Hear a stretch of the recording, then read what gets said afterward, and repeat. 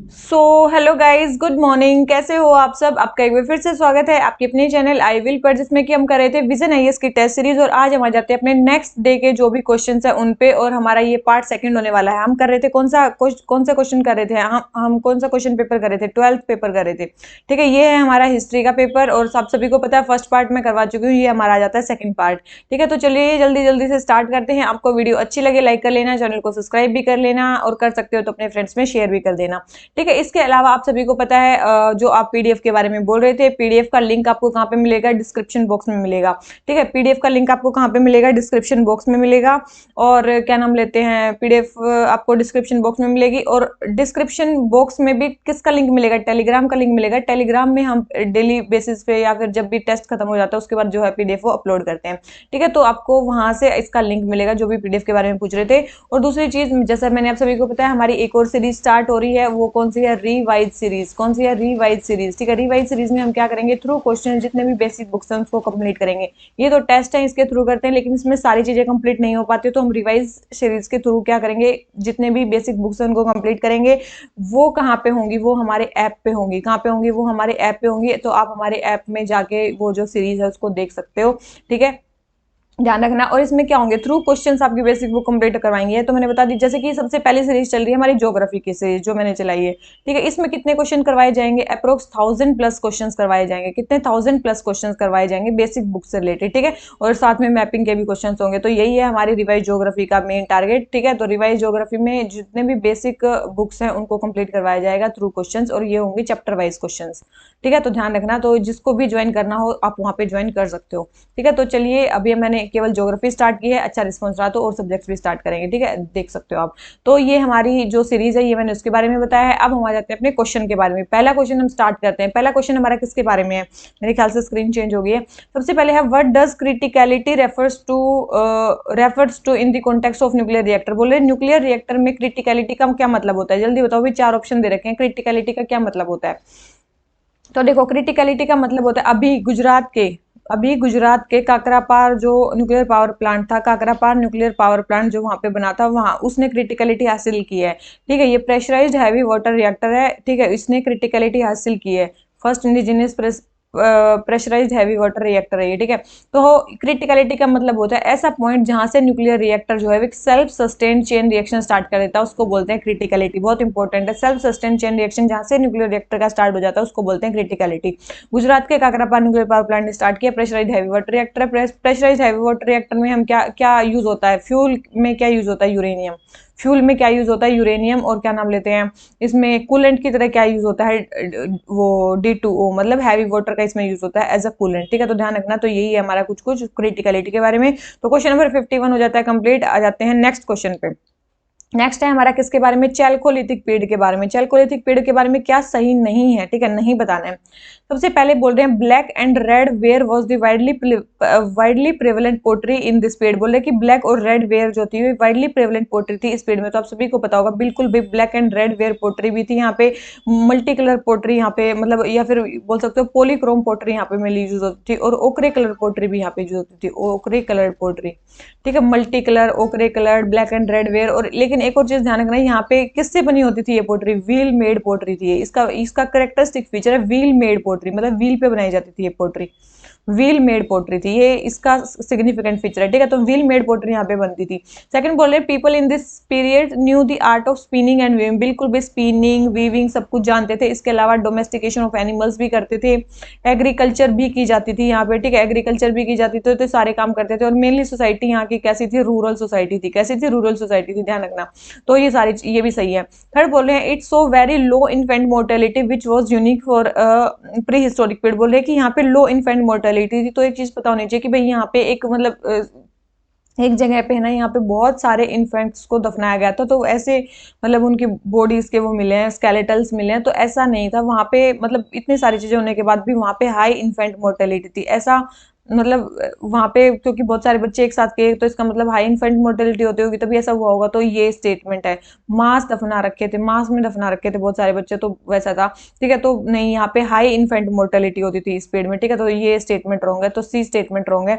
D बोल रहे हैं Chalcolithic period also use microlithic, बिल्कुल ही। माइक्रोलिथ्स कहाँ पे यूज हो गए थे? पैलियोलिथिक मीजोलिथिक में। ठीक है, मीजोलिथिक में स्टार्ट हो गए थे माइक्रोलिथ्स का यूज होना। तो ये स्मॉल साइज स्टोन टूल थे जो कि कहाँ पे स्टार्ट हुए थे? मीजोलिथिक पीरियड में स्टार्ट हो गए थे। अभी चैल्कोलिथिक पीरियड स्टार्ट कब हुआ था? आप सभी को पता है, 2000 बीसी से लेके 700 बीसी तक के टाइम को बोला जाता है क्या? Chalcolithic period. ठीक है, चैल्कोलिथिक पीरियड को परेज, ठीक है, न्यूलिथिक के बाद ये स्टार्ट होता है। पहले पैलियोलिथिक आता है, फिर मीजोलिथिक आता है, फिर न्यूलिथिक आता है, न्यूलिथिक के बाद हमारा चैल्कोलिथिक आता है। ठीक है, मोस्टली यहाँ पे rural society first metal age भी इसको बोला जाता है। ठीक है, फर्स्ट मेटल एज, इसको क्या बोला जाता है? फर्स्ट मेटल एज भी बोला जाता है, ध्यान रखना। और इसको और किस नाम से जाना जाता है? चैल्कोलिथिक तो जाना ही जाता है, दो और किस नाम से जाना जाता है इसको? इसको दो नामों से जाना जाता है, जिसका नाम है, एक तो इनियोलिथिक, इनियोलिथिक, याद रखना। ई के नियोलिथिक के आगे ई लगा दिया, इनियोलिथिक। ठीक है, इनियोलिथिक, और एक है एनोलिथिक, एनोलिथिक। ठीक है, तो ये भी चैल्कोलिथिक पीरियड को ही बोलते हैं। मतलब नियो के बाद जो भी पीरियड आता है, एनियो इनियो जो भी बोले हैं, ठीक है, तो चैल्कोलिथिक को इस नाम से भी जाना जाता है। भाई ध्यान रख लेना, ये कहीं नियो और इनियो आप सोचो ये नियोलिथिक को बोल रहे हैं, नहीं, इनियोलिथिक चैल्कोलिथिक पीरियड को बोलते हैं, एनियोलिथिक भी चैल्कोलिथिक पीरियड को बोलते हैं। बहुत इंपॉर्टेंट है। जगह कहाँ पे, मतलब मेन चैल्कोलिथिक जो साइट्स थी वो थी कहाँ पे? चैल्कोलिथिक पीरियड मतलब मेन कहाँ पे, मतलब कहाँ वाले पीरियड को बोला जा रहा है, कहाँ वाली जगहों पे मतलब ये पीरियड आया था? तो मेन चीज है, चार कल्चर्स के नाम इसमें बहुत फेमस है। एक तो बानस कल्चर। बानस कल्चर कहाँ पे है? राजस्थान के एरिया में। ठीक है, कहाँ पे? राजस्थान के एरिया में। इसमें एक अहर कल्चर आती है। ठीक है, एक इसमें अहर कल्चर आती है, गिलुंड कल्चर आती है। ठीक है, गिलुंड कल्चर आती है इसमें, गिलुंड। ठीक है, ये कल्चर आती है। ठीक है, तो ये दो वाली कल्चर्स हैं। तो बानस राजस्थान में क्या है? ये वाली कल्चर आती है। ठीक है, सबसे पहले बानस राजस्थान में, फिर है कयाथा। ठीक है, कयाथा, ये कयाथा कहाँ पे जगह है? ये कयाथा भाई एमपी में जगह है, चंबल के आसपास एमपी में जगह है। ठीक है, ध्यान रखना। तो ये कयाथा कल्चर भी है मेन। एक एक हमारी है मालवा कल्चर, और एक है हमारी क्या बोलते हैं, जोरवे कल्चर, जो महाराष्ट्र में है। तो इसका मतलब आपको पता चल गया कि चैल्कोलिथिक साइट्स मेनली कहाँ कहाँ पे थी? जोरवे राज्य, मतलब सॉरी, जोरवे महाराष्ट्र में, महाराष्ट्र, एमपी, राजस्थान। तो ये वेस्टर्न पार्ट में, जो भी इंडिया का जो वेस्टर्न पार्ट था, अगर मान लो कि अगर आपको कभी मैप में लगाना आ जाए तो आप कैसे लगाओगे? ठीक है, तो मेनली कहाँ कहाँ थी? तो यहाँ पे थी, ठीक है, यहाँ पे थी, यहाँ पे थी, और यहाँ पे थी जोरवे कल्चर। ठीक है, यहाँ पे था जोरवे जो है क्या नाम लेते हैं, महाराष्ट्र में। उसके बाद था ये मालवा, उसके बाद था क्या था, और उसके बाद था ये हमारा अहर कल्चर। ठीक है, अहर कल्चर कहाँ पे था? हमारा राजस्थान में था। बहुत इंपॉर्टेंट है ये, कुछ कुछ चीजें ध्यान रखना इनके बारे में। ठीक है, तो ये चीजें हो जाती है हमारी इसके बारे में करेक्ट। ठीक है, तो हमारा ये था चैल्कोलिथिक पीरियड। चैल्कोलिथिक पीरियड के बारे में मैंने काफी सारी चीजें बता दी, तो ये क्वेश्चन हो जाता है कंप्लीट। आ जाते हैं अपने नेक्स्ट क्वेश्चन पे। ठीक है, नेक्स्ट क्वेश्चन हमारा क्या बोलता है? नेक्स्ट क्वेश्चन है, which of the following major rock edicts elaborates on the experience of war of Kalinga and change of heart of Ashoka? बोल रहे हैं कि कहाँ पे, मतलब किस रॉक एडिक्ट में ये, मतलब कलिंगा के वॉर के बारे में बताया गया है, और अशोका का वहां पे हार्ट चेंज हुआ उसके बारे में बताया गया है। कहाँ पे बताया गया है भाई, जल्दी बताओ। तो आप सभी को पता होना चाहिए कहाँ पे बताया गया है। सबसे फेमस रॉक एडिक्ट एक ही है उनका, वह 13th मेजर रॉक एडिक्ट। ठीक है, 13th मेजर रॉक एडिक्ट में बताया गया कि भाई कलिंगा का वार हुआ, वहां पे अशोका का जो हार्ट है वो चेंज हो गया। ठीक है, ध्यान रखना इसको। और इसमें ये तो चलो ये पूछ लिया हमसे। एक और क्वेश्चन आता है कि भाई कहाँ कहाँ पे अशोका का नाम यूज किया गया, मतलब Ashoka as a name use किया गया। वैसे तो उसके धम्मा के बारे में हर जगह बताया गया, लेकिन कई जगह उसका नाम भी यूज किया गया। तो वो कहाँ कहाँ पे यूज किया गया है? बहुत कई सारी जगह हैं, जैसे कि एक तो है गुज्जरा। ठीक है, गुज्जरा एक एमपी में जगह है, वहां पे इसके नाम का यूज किया गया है। ठीक है, बहुत इंपॉर्टेंट है। एक इसे है मस्की। ठीक है, मस्की कहाँ पे है? कर्नाटका में है ये। ठीक है, मस्की कहाँ पे? कर्नाटका में, इस जगह यूज किया गया है। एक है नेटूर जगह, नेटूर का नाम सुना होगा, ये कहाँ पे? आंध्र प्रदेश में, यहाँ पे भी अशोक का नाम का यूज किया गया है। एक है ब्रह्मगिरी, ये भी कर्नाटका में ही है, ब्रह्मगिरी कर्नाटका में है। ठीक है, ये भी। तो इन चारों जगहों पे, इन केवल चार जगहों पे ही अशोका नाम का यूज किया गया है, अशोका नाम का यूज किया गया है। ठीक है, एक आपने क्वेश्चन आया था, आप सभी को पता होगा, रान्य अशोका, रान्यो अशोका। ठीक है, रान्यो अशोका नाम यूज किया। अब आप अशोका पढ़ते हो, रान्यो अशोका कहाँ लिखा गया भाई? देखो, कर्नाटका में ही एक जगह सन्नति का नाम सुना होगा, सन्नति। सन्नति में एक जगह है, डिस्ट्रिक्ट है ये। ठीक है, सन्नति में एक जगह है कंसाहाली, कंसा कंगना कंगना हाली है, या कंगना कंगसा जो भी है, कंगना हाली जगह है, वहां पे मेनली जो है रान्य अशोका मतलब मेनली जो है वो नेम लिखा गया है यहाँ पे जो वो चीज है। ये किस रिवर के बैंक पे लोकेटेड है? सन्नतिया कंगसा हाली, आप बोल सकते हो भीमा रिवर के बेस पे। कहाँ पे है? यहाँ पे कौन सी रिवर है? भीमा रिवर है, ध्यान रखना। यहाँ पे कौन सी रिवर है? भीमा रिवर है, बहुत इंपॉर्टेंट है, ध्यान रखना इसको। और मेनली ये तो चलो ये हो गए। मेनली मेजर रोग एडिक्ट्स में बताया गया था, मेजर रोग एडिक्ट्स में बताया गया था मेनली धम्मा के बारे में, ठीक है, धम्मा के बारे में मैसेज प्रोपेगेट किया गया था मेजरली। और अगर माइनर रोग एडिक्ट्स की बात करें, जो भी उनका अर्ली रेन था ना, जो भी उन्होंने जो भी किया था अर्ली रेन में, उसके बारे में बताया गया था, ठीक है। तो ध्यान रखना, माइनर पिलर एडिक्ट्स और माइनर रोग एडिक्ट्स में क्या किया गया था? अशोका की मतलब जो भी अर्ली रेन में जो उन्होंने चीजें की थी उनके बारे में लिखा गया। मेजर रोग एडिक्ट्स में धम्मा को प्रोपेगेट करने के लिए वो किया गया है, ठीक है। तो ये क्वेश्चन हो जाता है हमारा 53। आ जाते हैं अपने नेक्स्ट क्वेश्चन पे, ठीक है। नेक्स्ट क्वेश्चन में क्या बोलता है? नेक्स्ट क्वेश्चन हमारा नॉर्थ इंडियन स्टेट्स के बारे में बोल रहे हैं कि कौन से की क्या क्या कैपिटल थी। सबसे पहले बोल रहे हैं चंडेल डायनेस्टी, ठीक है, चंडेल डायनेस्टी की बोल रहे हैं जो कैपिटल थी वो थी कलिंजार। चौहान डायनेस्टी की थी सकम्भारी, और गुर्जर प्रतिहार की थी कन्नौज। तो आपको एक कोई चीज पता होनी चाहिए, बिल्कुल तीनों ही स्टेटमेंट हमारी बिल्कुल सही है। चंडेल डायनेस्टी की जो वो थी कैपिटल थी वो थी कलिंजार, और चौहान डायनेस्टी की जो कैपिटल थी वो थी सकम्भारी, और गुर्जर प्रतिहार की जो कैपिटल थी वो थी कन्नौज। तीनों ही स्टेटमेंट बिल्कुल सही है, तो हमें करेक्टली मैच पेयर बनाना है, तीनों ही हमारे पेयर सही है, तो आंसर हमारा क्या हो जाता है? सी, ठीक है। आंसर हमारा क्या हो जाता है? सी। यहीं पे एक फेमस थे राष्ट्रकूटास, राष्ट्रकूटास की क्या थी? राष्ट्रकूटास की क्या थी? मान्यखेत, मलखेड़ या मान्यखेत, ठीक है, नाम सुना होगा आपने, ठीक है। तो इनकी ये थी, तो ये ध्यान रखना कुछ कुछ कैपिटल्स। तो क्वेश्चन नंबर 54 आंसर हो जाता है सी। आ जाते हैं नेक्स्ट क्वेश्चन पे। आजीविकास के बारे में बताना है, किसके बारे में? आजीविकास के बारे में बोल रहे हैं कि कौन से फीचर्स हैं आजीविकास के। सबसे पहले तो आजीविका है क्या, ये भी पता होना चाहिए। देखो भाई, आजीविका क्या होते थे? आजीविका एक सेक्ट था जो बुद्धिज्म और जैनिज्म जब आया तभी आजीविका सेक्ट भी आया, ठीक है। बुद्धिज्म जैनिज्म जब आया तभी ये भी आया, मतलब 5th सेंचुरी बीसी में आया, ठीक है, 5th सेंचुरी बीसीई में आया हमारा आजीविका सेक्ट। इसके फाउंडर कौन थे? सबसे पहले मक्खाली गोशा।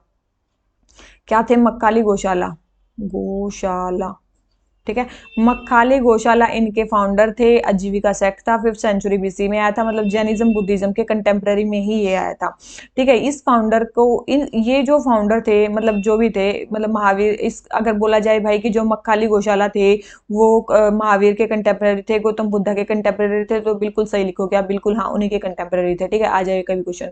दूसरी चीज क्या है? आजीविकास क्या मानते थे? आजीविकास केवल नियति में मानते हैं, केवल फेट में मानते हैं, केवल भाग्य में मानते हैं। ये मानते हैं कि भाई जो होना है ना वो लिखा हुआ है पहले ही, यहाँ पे कुछ कर्म करने की जरूरत है नहीं, ठीक है। तो यही मानते हैं। तो ये क्या मानते हैं? नियति को मानते हैं कि यहाँ पे आप कुछ करोगे गलत सही तो फिर आपको वो भोगना पड़ेगा, तो इसलिए ये मेनली फेट में बिलीव करते हैं, ठीक है। तो सबसे ज्यादा फेटलिस्टिक है ये, डिटर्मिनिस्टिक और फेटलिस्टिक व्यू है इनका अबाउट मतलब अगर इस वर्ल्ड के बारे में बोले तो वो, ठीक है। किस में मानते हैं? केवल फेट में मानते हैं ये। और अपने लाइफस्टाइल को कैसा रखते हैं? ऐसा नहीं है कि हम सब कुछ करेंगे, फिर ऐसा नहीं है, एस्थेटिक लाइफ को जीना पसंद करते हैं, ठीक है। एस्थेटिक लाइफ है, टोटल न्यूड रहते हैं, ठीक है, टोटल न्यूड रहते हैं। एस्थेटिक मतलब जो लाइफस्टाइल है उसको मतलब फॉलो करते हैं, मतलब ठीक है, मतलब एस्थेटिक लाइफ को फॉलो करते हैं। नियति में बिलीव करते हैं। क्या अब ये किसी में डिस्क्रिमिनेशन करते होंगे? भाई अगर डिस्क्रिमिनेशन करेंगे तो फिर भाग्य उनको वैसे ही दे देगा ना, तो नहीं ये मतलब उसमें बिलीव नहीं करते, कोई डिस्क्रिमिनेशन वगैरह नहीं करते हैं ये किसी में भी, सारे लोग जहाँ के लोग इसमें आते हैं। ये कंप्लीट न्यूडिटी को फॉलो करते हैं, और लेकिन मतलब इनको क्या, बेशक न्यूडिटी को फॉलो करते हैं, जैन टेक्स्ट इसको मतलब इसको वो करते हैं, क्रिटिसाइज करते हैं। जैन टेक्स्ट बोलते हैं कि क्या बोलते हैं कि ये सेलिबेसी को फॉलो नहीं करते, इसलिए इनको क्रिटिसाइज करते हैं, ठीक है। तो ध्यान रखना, ये बोलते हैं कि सेलिबेसी को जो आजीविकास है वो फॉलो नहीं करते हैं, ये कंप्लीट न्यूडिटी को फॉलो करते हैं, कोई डिस्क्रिमिनेशन नहीं करते हैं, ठीक है। मैंने इनका बता दिया आजीविका सेक्ट का मेन टारगेट क्या है। तो ये फेटलिस्टिक कर्मा या फिर नियति में बिलीव करते हैं, बिल्कुल करते हैं। न्यूडिटी में भी बिलीव करते हैं, कोई डिस्क्रिमिनेशन ऑन दी बेस, कोई डिस्क्रिमिनेशन नहीं करते। एस्थेटिज्म बिल्कुल फॉलो करते हैं। तो आजीविकास के फीचर्स बताने, ये चारों ही हमारे आजीविकास के फीचर हैं, ठीक है। मेरे ख्याल से समझ में आ गया होगा भाई ये क्या सोचते थे और उस टाइम पे क्या था। तो क्वेश्चन नंबर 55 आंसर हो जाता है सी। आ जाते हैं नेक्स्ट क्वेश्चन पे। मसाहत सिस्टम क्या है? मसाहत सिस्टम क्या है? जल्दी बताओ भाई, मसाहत सिस्टम क्या है? मिडिवल टाइम पे एक मसाहत सिस्टम स्टार्ट होता था, उसका नाम क्या था? मतलब अलाउद्दीन खिलजी के टाइम पे एक सिस्टम था, उसको बोला जाता है लैंड रेवेन्यू को मीजर करने का एक सिस्टम, मसाहत सिस्टम उसको बोलते थे। ठीक है, मसाहत सिस्टम उसको बोलते थे। बहुत इंपॉर्टेंट है ये। ठीक है, तो ये मसाहत सिस्टम कब स्टार्ट होता है? ये मतलब लैंड मेजरमेंट के का सिस्टम था जो अलाउद्दीन खिलजी के टाइम पे मेनली स्टार्ट हुआ था। ठीक है, इसमें मसाहत में वफाई सिस्टम का यूज करता, वफाई बिस्वा का यूज करता था। वफाई बिस्वा ये सिस्टम था, इसमें ये टर्म यूज की जाती थी। वफा मतलब होता है एल्ड, और बिस्वा का मतलब होता है 1/12 बीघा, सॉरी 1/20 ऑफ बीघा। बीघे का 1/20 पार्ट को बोलते हैं बीघा। तो वफाई बिस्वा मतलब जो इल्ड है उसका 1 बीघे की जो भी इल्ड है उसका 1/20 जो थी वो मतलब इंडिविजुअल को सेपरेट करनी पड़ती थी स्टेट के लिए। तो ये थी मेजरमेंट ऑफ लैंड रेवेन्यू का सिस्टम था, तो ध्यान रखना। तो क्वेश्चन नंबर 56 आंसर हो जाता है बी। आ जाते हैं अपने नेक्स्ट क्वेश्चन पे। नेक्स्ट क्वेश्चन हमारा किसके बारे में? During the reign of which of the following rulers of Delhi sultanate was the city of Delhi attacked by Mongols? किसके टाइम पे मंगोल्स ने अटैक किया था दिल्ली पे? जल्दी बताओ भाई, किसके टाइम पे किया था? तो आप सभी को पता होगा किसके टाइम पे किया है, जल्दी बताओ। अभी हमने उस रूलर का नाम पढ़ा है, अलाउद्दीन खिलजी के टाइम पे किया था। किसके टाइम पे? अलाउद्दीन खिलजी के टाइम पे किया था। तो ध्यान रखना है किसके टाइम पे किया था मंगोल्स ने अटैक, अलाउद्दीन खिलजी के टाइम पे। तो एक बार 1299 में किया था, एक 1303 में किया था, दोनों ही टाइम पे अलाउद्दीन खिलजी रूल कर रहे थे। तो क्वेश्चन नंबर 57 आंसर हो जाता है सी। आ जाते हैं अपने नेक्स्ट क्वेश्चन पे। 1 सेकेंड। नेक्स्ट क्वेश्चन हमारा क्या बोलता है? क्वेश्चन नंबर 58 है हमारा। क्वेश्चन नंबर 58 है अर्बन इंफ्रास्ट्रक्चर डेवलपमेंट फंड के बारे में। जल्दी बताओ भाई, अर्बन इंफ्रास्ट्रक्चर डेवलपमेंट फंड के बारे में। सबसे पहले urban infrastructure development fund will focus on metro cities with the population of 1 million और मोर। देखो अभी जो 2023 का बजट आया उसमें बोला गया था कि भाई अर्बन इंफ्रास्ट्रक्चर डेवलपमेंट फंड को मतलब वो किया गया था, मतलब स्टार्ट किया गया था। ठीक है, इसमें बोला गया था कि जो भी, चलो मेट्रो सिटीज में तो हम डेवलपमेंट कर ही रहे हैं, लेकिन जो हमारी टीयर 2 सिटीज है या फिर टीयर 3 सिटीज है उसमें हम डेवलपमेंट करेंगे। तो ये मेट्रो सिटीज में नहीं, पहली बात तो मेट्रो सिटीज में ये डेवलपमेंट नहीं है, टीयर 2 और टीयर 3 सिटीज में डेवलपमेंट किया जाएगा। ठीक है, तो ये स्टेटमेंट हमारी क्या है? बिल्कुल गलत है। ठीक है, तो फर्स्ट स्टेटमेंट बिल्कुल गलत है। सेकंड बोले एलिजिबल जो लोन अमाउंट है स्कीम में वो साइज और लोकेशन ऑफ द प्रोजेक्ट पे डिपेंड करेगा। बिल्कुल भाई, कितना लोन दिया जाएगा वो साइज और लोकेशन पे प्रोजेक्ट पे डिपेंड करेगा। थर्ड बोले heritage conservation is one of the eligible projects under. बिल्कुल, हेरिटेज कंजर्वेशन अगर करना है उन सिटीज में तो भी मतलब उसके अंडर जो है लोन प्रोवाइड किया जाएगा। ठीक है, किसकी तर्ज पे ये स्टार्ट किया गया? आपने सुना होगा, सॉरी RIDF का नाम सुना होगा। RIDF क्या है? रूरल इंफ्रास्ट्रक्चर डेवलपमेंट फंड, जिसको कौन वो करता है? नाबार्ड। जिसको कौन मैनेज करता है? नाबार्ड इसको मैनेज करता है। कब स्टार्ट किया गया था? बहुत पहले स्टार्ट किया गया था, 1995-96 में ये प्रोजेक्ट स्टार्ट किया गया था, रूरल इंफ्रास्ट्रक्चर डेवलपमेंट फंड। ये भी वही है, नाबार्ड इसको मेंटेन करता है। तो उसी की तर्ज पे हमने स्टार्ट किया national sorry urban infrastructure development fund. Urban infrastructure development fund को कौन मैनेज कर रहा है? इसको मतलब कौन मैनेज कर रहा है? तो इंपॉर्टेंट है, इसको कौन मैनेज करता है? National housing board. कौन इसको मैनेज कर रहा है? बहुत इंपॉर्टेंट है, नेशनल हाउसिंग बोर्ड इसको मैनेज कर रहा है। ठीक है, तो यही है हमारा इसके बारे में क्वेश्चन। ठीक है, और मेनली इसमें फंड किसके थ्रू किया जाएगा? जो भी प्रायोरिटीज, मतलब आप यहाँ पे लोन कहाँ से लिए जाएंगे? बैंक से। बैंक लोन किसके थ्रू देगा? प्रायोरिटी सेक्टर लैंडिंग में अगर कोई शॉर्टफॉल होते हैं, मतलब प्रायोरिटी सेक्टर लैंडिंग में आप उतना पैसा नहीं दे पाए तो आप यहाँ दे दो। ठीक है, तो प्रायोरिटी सेक्टर लैंडिंग का जो पैसा है उसका मतलब पैसा यहाँ पे मतलब लगाया जाएगा ना, शॉर्टफॉल का पैसा। तो क्वेश्चन नंबर 58, तो हमें ये बताना था दो स्टेटमेंट करेक्ट है, फर्स्ट स्टेटमेंट रॉन्ग है, तो हमें बतानी करेक्ट स्टेटमेंट। दिख रही है, केवल दो स्टेटमेंट करेक्ट है, एक स्टेटमेंट हमारी रॉन्ग है। तो हमारा आंसर क्या हो जाता है? बी। और यहाँ पे इंटरेस्ट रेट भी कम होगा। ठीक है, जितना भी बैंक रेट है उसका -1.5% होगा। ठीक है, ठीक है, याद रखना, जितना भी बैंक रेट होगा उसका -1.5% होगा। ये बहुत इंपॉर्टेंट है, ध्यान रखना। ठीक है, 7 साल में आप मतलब वापस कर सकते हो इंस्टॉलमेंट में, ये वो जो भी है। तो क्वेश्चन नंबर 58 आंसर हो जाता है बी। आ जाते हैं अपने नेक्स्ट क्वेश्चन पे। कौटिल्य के अर्थशास्त्र में कुछ टर्म्स का यूज किया गया था। एक है अताविका, एक है अरण्यचारा, एक है वागुरिका। तो इनके बारे में बताना है कौन सी सही नहीं है। पहली बात तो गलत बतानी है। सबसे पहले है अताविका अरण्य। देखो आप सभी को बताओगा, अरण्यचारी फॉरेस्ट ड्वेलर्स को बोलते हैं, अरण्यचारा क्या बोलते हैं? फॉरेस्ट ड्वेलर्स को। अताविका किसको बोलते हैं? वाइल्ड और जो सेवेज ट्राइब्स होते हैं उनको बोलते हैं अताविका। बहुत इंपॉर्टेंट है। और वागुरिकास क्या होते हैं? ये ट्रैपर्स होते हैं। ठीक है, ये क्या होते हैं? ट्रैपर्स होते हैं। तो ध्यान रखना, करेक्टली मैच नहीं है, तो दो करेक्टली मैच नहीं है, दो करेक्टली मैच नहीं है, तो ना फर्स्ट करेक्टली मैच है ना सेकंड करेक्टली मैच है। तो हमें बताने हैं कौन से सही नहीं है। तो ए एंड बी जो है हमारे वो करेक्टली मैच नहीं है। ठीक है, तो आराम से आंसर लगाना था। तो क्वेश्चन नंबर 59 हमारा आंसर हो जाता है ए। आ जाते हैं नेक्स्ट क्वेश्चन पे। विजयनगर अंपायर के बारे में बताना है। सबसे पहले बोल रहे थे Sangama dynasty was the first dynasty of the empire. आप सभी को पता है बिल्कुल भाई, संगमा विजयनगर एम्पायर सबको को किसने फाउंड किया था? हरिहरा एंड बुक्का ने फाउंड किया था। कब किया था? 1336 में फाउंड किया था। ठीक है, हम्पी को इन्होंने कैपिटल बनाया था। और क्या नाम लेते हैं, और क्या है, संगमा डायनेस्टी। तो ये कहाँ, ये किस डायनेस्टी के थे? ये Harihara and Bukka Sangma dynasty के थे। तो बिल्कुल संगमा डायनेस्टी फर्स्ट डायनेस्टी जिन्होंने यहाँ पे रूल किया था।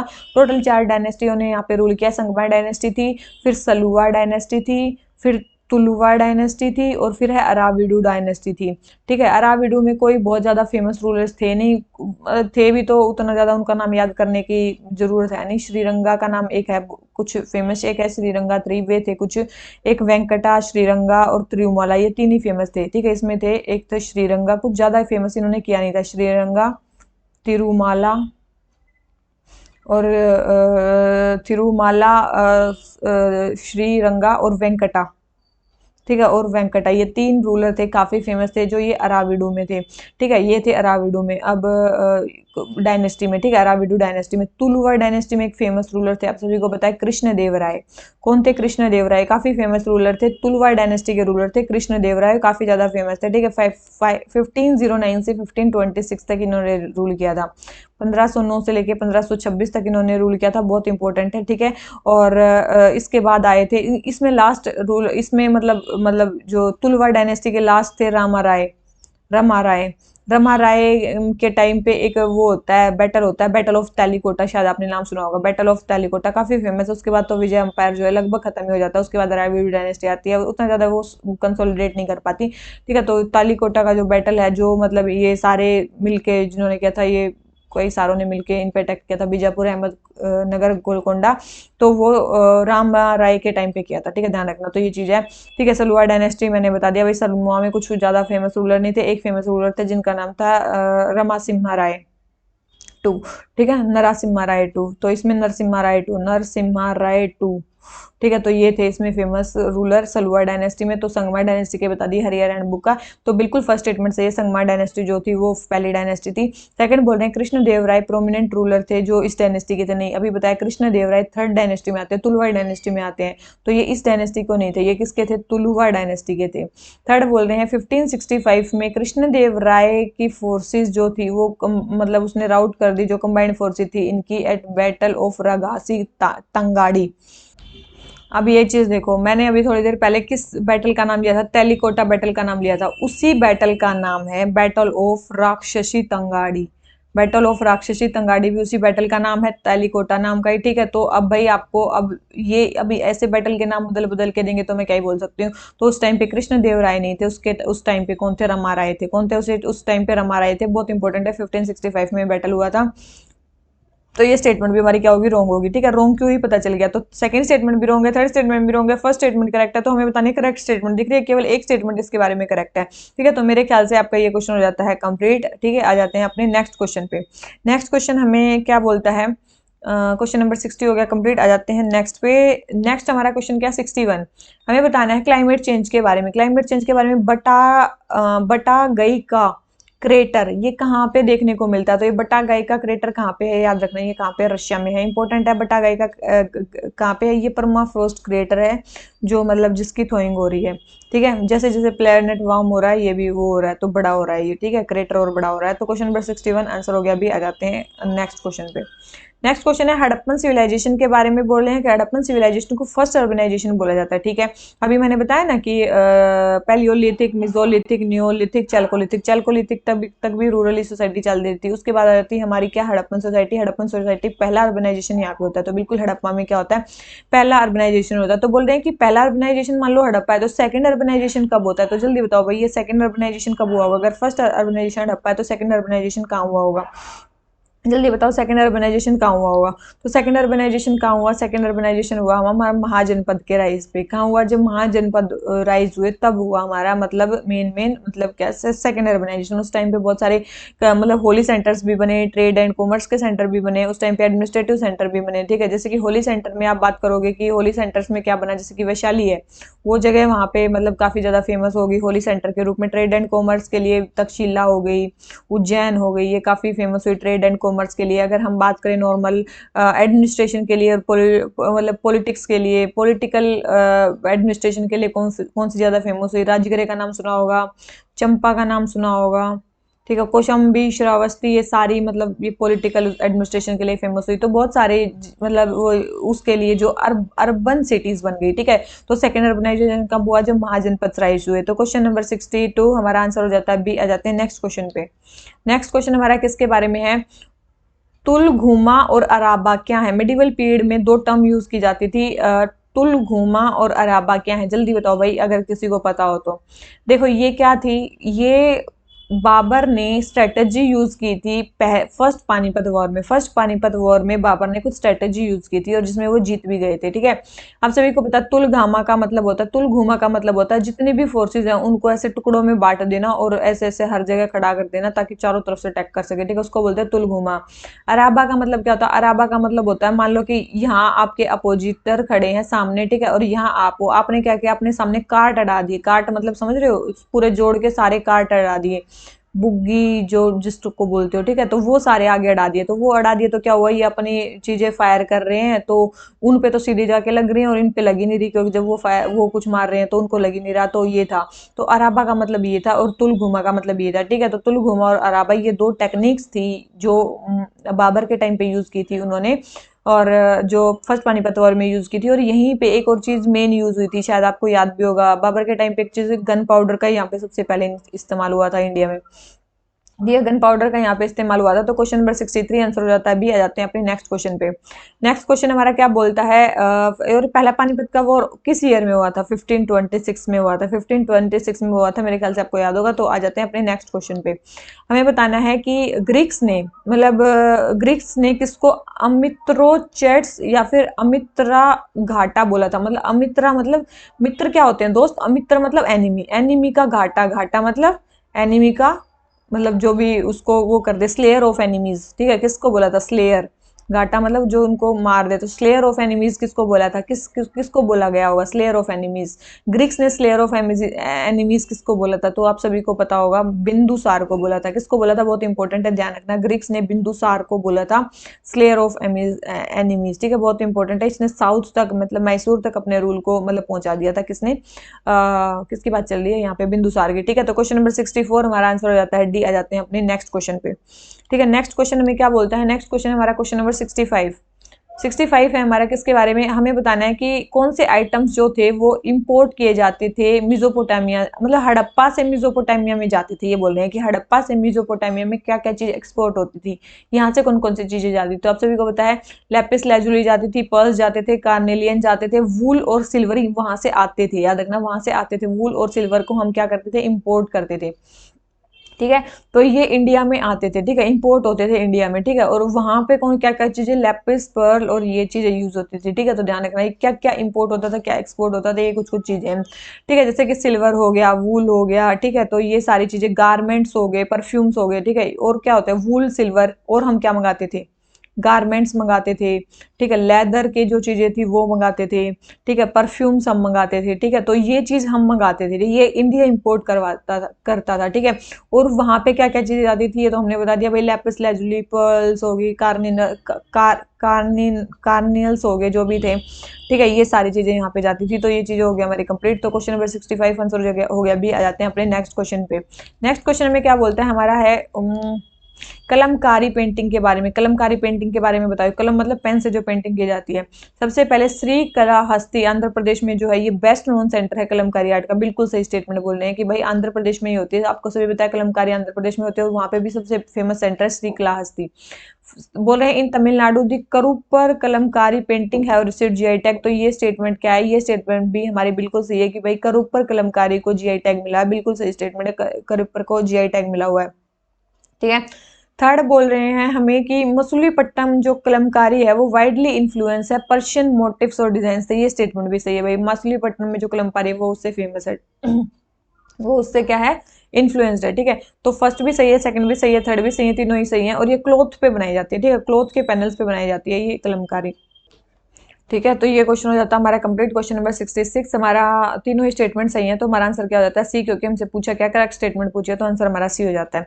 ठीक है, आ जाते हैं अपने नेक्स्ट क्वेश्चन पे। नेक्स्ट क्वेश्चन में किसके बारे में पूछा है?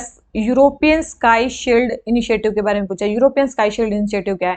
सबसे पहले बोले इसका मेन एम है लाइट पोल्यूशन को प्रिवेंट करना रात के स्काई में यूरोप में। ऐसा कुछ नहीं है। यूरोपियन स्काई शील्ड इनिशिएटिव क्या है? जैसे ही रशिया ने यूक्रेन पे वॉर किया तो पूरे यूरोप में भी वही डर फैल गया कि हम पे भी कहीं अटैक ना कर दे, तो वो अपना एयर एंड मिसाइल मतलब air and missile defence system create करे पूरे यूरोपियन कंट्रीज मिलके। पूरी नहीं, मतलब कुछ कुछ कंट्रीज है, 19 कंट्रीज इसमें ऐड हुई हैं। तो ऐसा नहीं है कि लाइट पोल्यूशन को प्रिवेंट करने के लिए, नहीं, वही ये एयर एंड मिसाइल डेवलपमेंट को करने के लिए कि उनका स्काई जो है उससे बच जाए। ठीक है, अपन स्काई पे एक शील्ड लगा लेंगे air and missile defence system की। सेकंड बोल रहे हैं ये इनिशिएटिव यूरोपियन स्पेस एजेंसी का, नहीं भाई, ये इनिशिएटिव किसने है स्पीयर हेड किया है? जर्मनी ने। किसने किया है? जर्मनी ने इसको स्पीयर हेड किया है, तो ये जर्मनी का इनिशिएटिव है, तो इसका स्टेटमेंट रॉन्ग हो जाती है। थर्ड है फ्रांस का, बिल्कुल भाई फ्रांस इसका मेंबर नहीं है, केवल 19 ही कंट्रीज के मेंबर है, बहुत सारी कंट्रीज के मेंबर नहीं भी है। ठीक है, तो क्वेश्चन नंबर 67 हमें बताने करेक्ट स्टेटमेंट, तो करेक्ट आपको दिख रही है, केवल एक स्टेटमेंट इसमें करेक्ट है। ठीक है, किसके बारे में? हमारे यूरोपियन स्काई शील्ड इनिशिएटिव के बारे में। और ये किस ईयर में बोला है? कि अभी बोला होगा ना, तो 2022 में ही बोला है। ठीक है, ध्यान रखना, कहीं बोलो बहुत पहले स्टार्ट हो गया है, ये हो गया है। और अभी न्यूज में क्यों है? क्योंकि भाई अभी ऑस्ट्रिया और स्विट्जरलैंड बेशक से यूरोपियन यूनियन में कम मतलब पार्टिसिपेट करती हैं, न्यूट्रल नेशन है, लेकिन ऑस्ट्रिया और स्विट्जरलैंड ने इसको ज्वाइन कर लिया है। ठीक है, ऑस्ट्रिया और स्विट्जरलैंड ने इसको ज्वाइन किया कर लिया है, इसलिए ये न्यूज में थी। ठीक है, यूरोपियन स्काई शील्ड इनिशिएटिव। ठीक है, देखो भाई, जो आपको स्क्रीन पे दिख रही है ये सारी कंट्रीज हैं भाई जो मेनली इसमें है। ठीक है, जो यूरोपियन स्काई शील्ड इनिशिएटिव में जिन्होंने मतलब भाग लिया है, अभी स्विट्जरलैंड और ऑस्ट्रिया भी इसमें इंक्लूड हो गए हैं। ठीक है, ध्यान रखना, ये हमारी कंट्री भी हो गई है ऐड, ध्यान रख लेना। देखो ये फ्रांस, स्पेन, पोर्चुगल कोई भी नहीं है। ठीक है, ये आयरलैंड वाला भी नहीं है। ठीक है, और अभी ऑस्ट्रिया और स्विट्जरलैंड भी इसमें ऐड हुए हैं। ठीक है, एक और चीज ध्यान रख लेना, यहाँ पे कौन सी ऐड हुई है? ऑस्ट्रिया और स्विट्जरलैंड। ठीक है, ध्यान रखना, ये दो कंट्री भी इसमें ऐड हुई है, ऑस्ट्रिया और स्विट्जरलैंड, और ये वाली कंट्री है जैसे कि यूके होगी, नॉर्वे होगी, स्वीडन होगी, फिनलैंड होगी। ठीक है, नीदरलैंड, बेल्जियम, जर्मनी, स्लोवाकिया। और किसने इसको प्रपोज किया है? किसने प्रपोज किया है इसको? जर्मनी ने इसको प्रपोज किया है। ठीक है, चेक रिपब्लिक, हंगरी, रोमानिया, रोमानिया भी इसमें है। ठीक है, ध्यान रखना। और ये तीनों बाल्टिक सी नेशंस, आप सभी को पता होगा, एस्टोनिया, लाटविया, लिथुआनिया, तीनों ही इसमें इंक्लूडेड है। ठीक है, तो कौन कौन सी कंट्री इंक्लूडेड है ध्यान रखना। ठीक है, और ये यहाँ पे बता रखे हैं कि भाई कौन कौन से ईएसएसआई मेंबर्स नाटो में कितने हैं, ईएसएसआई मेंबर ईयू में कितने हैं, ईएसएसआई मेंबर नाटो और ईयू दोनों में जो हैं, और ईएसएसआई पार्टिसिपेशन अनाउंस जिन्होंने किया है। ठीक है, तो ध्यान रखना, तो ये है हमारी कंट्रीज, तो ध्यान रखना इसको। तो भाई मेरे ख्याल से आपको ये समझ में आ गया होगा। ठीक है, मेरे ख्याल से नहीं, कौन सी स्क्रीन पे मेरे को जाना है यार। ठीक है, मेरे ख्याल से आपको समझ में आ गया होगा। क्वेश्चन नंबर 67 उसका आंसर हो जाता है हमारा ए। आ जाते हैं अपने नेक्स्ट क्वेश्चन पे। ठीक है, नेक्स्ट क्वेश्चन हमें क्या बोलता है? नेक्स्ट क्वेश्चन हमारा 68 हमें क्या बोलता है? मिडिवल इंडिया से कुछ एक पर्सनैलिटी के बारे में बात चल रही है, वो बोल रहे हैं कौन सी पर्सनैलिटी है ये। ठीक है, सबसे पहले बोल रहे हैं ये एक मर्चेंट थे पर्शिया से। ठीक है, एक मर्चेंट थे पर्शिया से, ये मिलिट्री जीनियस भी थे, जिन्होंने कोंकण और गोवा को जीता था। इन्होंने एक कॉलेज भी बनाया था विदर्भ में, और इनको लास्ट में प्रोसिक्यूट कर दिया था और सेंटेंस टू डेथ कर दिया था 1481 में उन्हीं के रूलर मोहम्मद शाह III ने। तो आप सभी को पता है ये किसके बारे में बात चल रही है? ठीक है, जल्दी बताओ ये किसके बारे में बात चल रही है? ये चल रही है मोहम्मद गवान के बारे में। किसके बारे में? मोहम्मद गवान के बारे में बात चल रही है। ये किन के टाइम पे थे? आप सभी को पता है, बहमानी किंगडम जब चल रहा था ना, बहमानी किंगडम, बाद में तो ये डिसइंटीग्रेट हो गया। बहमानी किंगडम अपने पीक पे चला गया था जब ये जो थे, ये क्या नाम थे, मोहम्मद गवान, जो जब इनके लीडर बने तो ये अपने पीक पे चला गया था इनका जो अंपायर था। ठीक है, इन्होंने सारी चीजें की, इन्होंने नोबल्स को स्ट्रॉन्ग होने से रोका, नोबल्स के बहुत सारी चीजें उन्होंने रोक दी। जब नोबल्स की चीजें रोकी तो नोबल्स इनके खिलाफ हो गए, नोबल्स ने राजा को सिखा दिया, राजा को सिखा दिया तो भाई राजा ने इसको प्रोसिक्यूट कर दिया, इसकी डेथ हो गई, और उसके बाद बेमानी किंगडम का भी वो हो गया, सत्यानाशी हो गया। ठीक है, तो ध्यान रखना, ये मोहम्मद गवान के बारे में बात चल रही है। पर्शिया से आए थे, ये मर्चेंट थे, लेकिन फिर बाद में मतलब मिलिट्री में वो हो गए, और फिर बाद में बहुत सारे इन्होंने वो की, कोंकण, गोवा, कृष्णा गोदावरी डेल्टा, ये बहुत सारी कॉन्क्वेस्ट इन्होंने की है। ठीक है, तो ये है हमारा क्वेश्चन नंबर कौन सा 68। आ जाते हैं नेक्स्ट क्वेश्चन पे। नेक्स्ट क्वेश्चन हमारा क्या बोलता है? Which of the following statement is not correct with reference to Mughal period? क्या चीज सही नहीं है मुगल पीरियड के बारे में?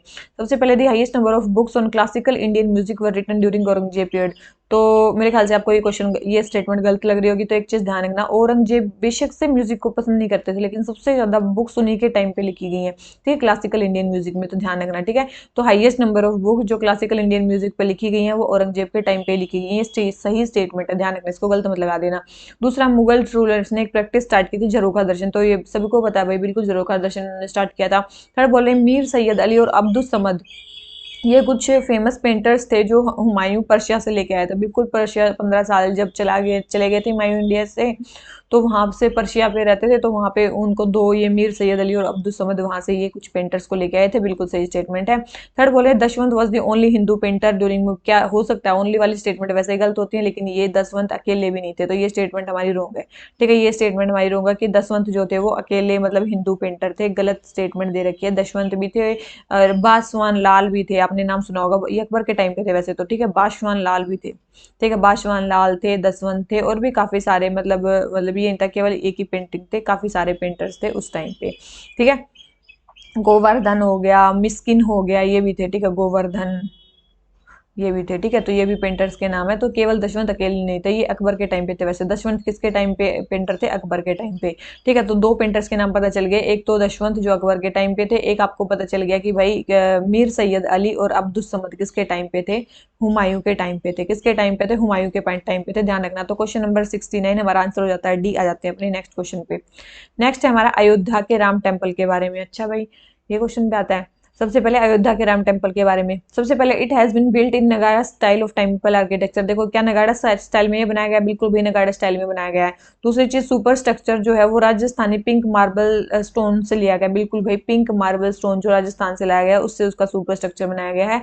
और तीसरा, जो इसके चीफ आर्किटेक्ट कौन है? चंद्रकांत सोमपारा, बिल्कुल चंद्रकांत सोमपारा इसके चीफ आर्किटेक्ट है। और इनके दो बेटे, नाम याद करने की जरूरत नहीं, इन्हीं का नाम याद कर लो, ठीक है। इनके दो बेटे, उनके पीछे भी सोमपारा सोमपारा ही लगता है, ठीक है। एक का नाम आशीष सोमपारा है, कुछ भी जो भी है, ठीक है। तो बिल्कुल भाई ये आर्किटेक्ट है, मेन का नाम याद रखना चाहिए, ठीक है। तो ये बिल्कुल भाई ये इनके मेन चीफ आर्किटेक्ट है। इनके फादर, इनके जो फादर थे वो भी काफी फेमस थे। उन्होंने क्या नाम लेते हैं, उन्होंने एक जो सोमनाथ टेम्पल का नाम सुना होगा, शायद शायद आपने, सोमनाथ टेम्पल को जो आर्किटेक्ट किए थे, ठीक है। सोमनाथ टेम्पल जो गुजरात में थे, जो उसके आर्किटेक्ट थे वो थे कौन से? प्रभाकर सोमपारा, ठीक है। उनका नाम है प्रभाकर, प्रभाकर सोमपारा, ठीक है। कहीं सोमपारा सोमपारा याद कर लो और वहां पे पेपर में गलत लगा दे, ठीक है, आ जाए राम टेम्पल पे क्वेश्चन।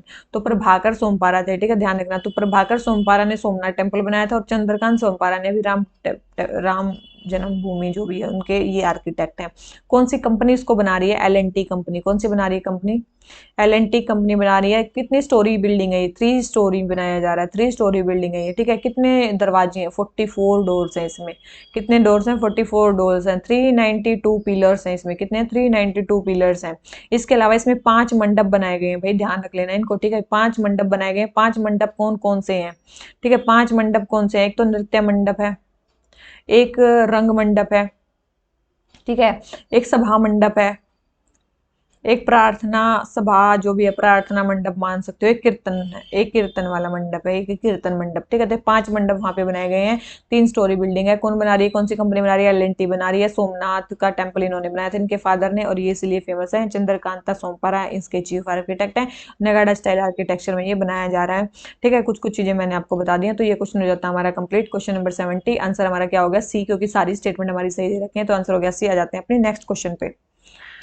नेक्स्ट क्वेश्चन हमारा क्या है? नेक्स्ट क्वेश्चन है हमारा किसके बारे में? टंकाई मेथड के बारे में। टंकाई मेथड किसके बारे में? भाई जल्दी बताओ, टंकाई मेथड क्या है? कौन सा बेस्ट डिस्क्राइब करता है? देखो अभी मतलब पुरानी प्रैक्टिसेस को रिवाइव करने की बहुत बात चली कि हम पुरानी चीजों को लेके आएंगे। तो टंकाई मेथड कहाँ यूज होता था? एक शिप बिल्डिंग में। कहाँ है शिप बिल्डिंग?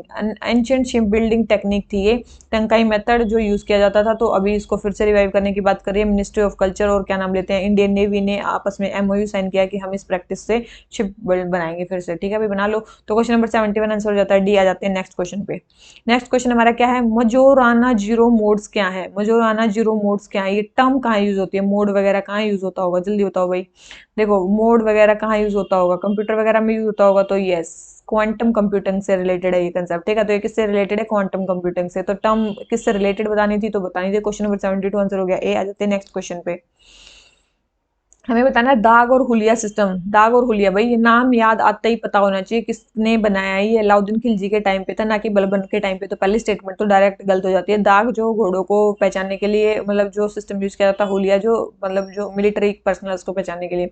सेकंड है Malik Kafur was slave of Alauddin Khilji who rose to become his military commander. बिल्कुल, जब वो गुजरात कैंपेन में जा रहे थे तब मलिक कफूर जो थे उनके मिलिट्री कमांडर थे। बिल्कुल सही स्टेटमेंट है। सेकंड स्टेटमेंट सही है, फर्स्ट स्टेटमेंट रॉन्ग है। तो हमें बतानी करेक्ट स्टेटमेंट। तो सेकंड स्टेटमेंट करेक्ट है, फर्स्ट स्टेटमेंट रॉन्ग है। तो हमारा आंसर क्या हो गया? बी। ठीक है, तो ये क्वेश्चन हो जाता है बी। आ जाते हैं अपने नेक्स्ट क्वेश्चन पे। नेक्स्ट क्वेश्चन में क्या बोलता है, हमें बताना है महाजनपद के बारे में। ईस्ट से वेस्ट जाना है। कहाँ जाना है? ईस्ट से वेस्ट, मतलब इधर से इधर आना है। तो मत्स्य, वत्सा, अंगा और मगधा। देखो आप सभी को पता है मत्सा जो है ये राजस्थान में के आसपास है। मतलब मत्सा जो महाजनपद थी ये राजस्थान के आसपास थी, मत्सा। ठीक है, उसके बाद आ गई हमारी वत्सा। वत्सा कहाँ पे थी? यूपी में थी। अंगा कहाँ पे थी? आप सभी को पता है बंगाल में थी। और मगध बिहार के आसपास था। तो आप सभी अब इससे अब आपको स्टेट भी पता है ना, तब भी आप कर लोगे। ठीक है, ऐसे याद रख लो, आज के स्टेट्स के नाम के हिसाब से याद रख लो इनको। ठीक है, तो मत्सा कहाँ पे? राजस्थान में। वैसे तो ईस्ट से वेस्ट में लगा दो। ईस्ट सबसे ईस्ट में कौन सी है? बंगाल। तो थर्ड सबसे पहले है। तो थर्ड सबसे पहले केवल एक में ही है। तो आंसर क्या आ गया? ए। तो क्वेश्चन नंबर 74 आंसर आ गया ए। आ जाते हैं नेक्स्ट क्वेश्चन पे। ठीक है, नेक्स्ट क्वेश्चन हमारा क्या बोलता है। मैं स्क्रीन चेंज कर रही हूँ क्या? मेरे को खुद नहीं पता यार। आ, कोई नहीं यार, सॉरी अगर मैं स्क्रीन चेंज ना कर रही हूँ। पेपर को साथ में ले लेना और पढ़ते रहना। ठीक है, तो सबसे पहले 75 त्रिमूर्ति स्कल्पचर के बारे में बताना है कि त्रिमूर्ति स्कल्पचर जो ट्रिनिटी है, ब्रह्मा विष्णु शिव, वो कहाँ पे पाई जाती है? त्रिमूर्ति मतलब किस केव में पाई जाती है? त्रिमूर्ति स्कल्पचर जहाँ पे तीनों चीजें पाई जाती है, वो कहाँ पे पाई जाती है? जल्दी बताओ, ये कहाँ पे पाई जाती है? जल्दी बताओ। तो ये कहाँ पे पाई जाती है? ये पाई जाती है एलिफेंटा केव्स में। कहीं पाई जाती है? एलिफेंटा केव्स में। कहाँ पे है ये? महाराष्ट्र में है। आप सभी को पता है महाराष्ट्र में यूनेस्को वर्ल्ड हेरिटेज साइट में भी इंक्लूड की गई है इनको। ठीक है, केव नंबर 1 में है ये त्रिमूर्ति की स्कल्पचर। कहाँ पे? केव नंबर 1 में है। ठीक है, तो क्वेश्चन नंबर 75 आंसर हो गया सी। आ जाते हैं नेक्स्ट क्वेश्चन पे। नेक्स्ट क्वेश्चन हमारा किसके बारे में? अजंता के बारे में। किसके बारे में? अजंता के बारे में। अजंता की केव पेंटिंग्स के बारे में देख लेते हैं भाई। 1 सेकेंड।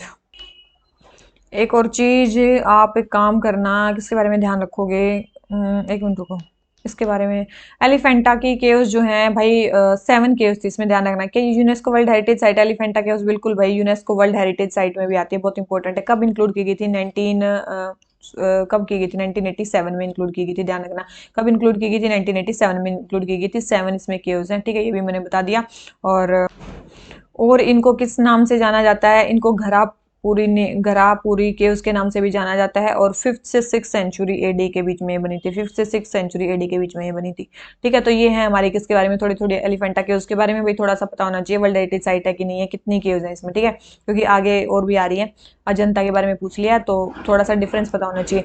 सबसे पहले और मेनली हिंदूज की जो केव्स हैं वो बनी हुई है वहाँ पे। ठीक है, caves painting of Ajanta. Ajanta के बारे में बताना है। सबसे पहले illustration of Jataka stories are in great detail and have no use of ornamental design. तो ऐसा हो सकता है कि ऑर्नामेंटल डिजाइन ना हो, तो बिल्कुल ऐसा गलत स्टेटमेंट। जताका स्टोरीज भी दिखाई गई हैं और ऑर्नामेंटल डिजाइन भी इलेबोरेट तरीके से दिखाए गए हैं। तो ये स्टेटमेंट हमारी क्या हो जाती है? रॉन्ग। सेकंड बोल रहे हैं the murals of Ajanta bears a secular rather than a religious message. ये स्टेटमेंट बिल्कुल सही है। अजंता में मेनली जो केव्स बनी हुई हैं या जो चीजें बनी हुई हैं वो बनी हुई हैं बुद्धिस्ट से रिलेटेड है। लेकिन बुद्धिस्ट में भी उन्होंने फूल पत्ती जताका स्टोरीज ये चीज बनाई है। बहुत ज्यादा रिलीजियस करेक्टर नहीं, उनका सेकुलर करेक्टर ज्यादा है। तो ये स्टेटमेंट बिल्कुल सही है। थर्ड बोल रहे हैं there is no painting depicting Buddha's life after he had reached enlightenment. ऐसा कुछ नहीं है कि वहां पे कोई ऐसी पेंटिंग है ही नहीं कि बुद्धा ने जब एनलाइटमेंट ले लिया उसके बाद की कोई है नहीं। ऐसा नहीं है भाई, बिल्कुल भी बिल्कुल है।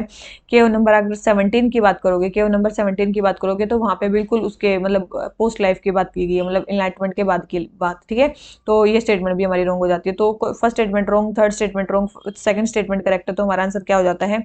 हमारा आंसर है केवल एक स्टेटमेंट इसमें करेक्ट है। तो हमारा आंसर क्या हो गया? ए। ठीक है, मेरे ख्याल से देखो अजंता के बारे में ये थी कॉमन कॉमन चीजें। ठीक है, अब आ जाती हैं इसमें मेन मेन चीजें। मेनली आपको याद क्या करनी है वो चीजें। देखो अब केव पेंटिंग्स हैं अजंता की। ठीक है, अजंता की यहाँ लिख लेते हैं नीचे। ठीक है, नीचे लिख लेते हैं भाई इसके बारे में। ठीक है, अब जो केव पेंटिंग अजंता की है वो सबसे पहले अगर बात करें यहाँ पे जो पेंटिंग है, मतलब मान लो कि पेंटिंग छोड़ो, अजंता की केव्स है ना वो कब बनी है? मेनली 200 बीसी से लेकर 650 एडी तक बनी है। कब बनी है? 200 बीसी से लेकर 650 एडी के बीच में बनी है। ठीक है, बीसी में ही बननी स्टार्ट हो गई थी।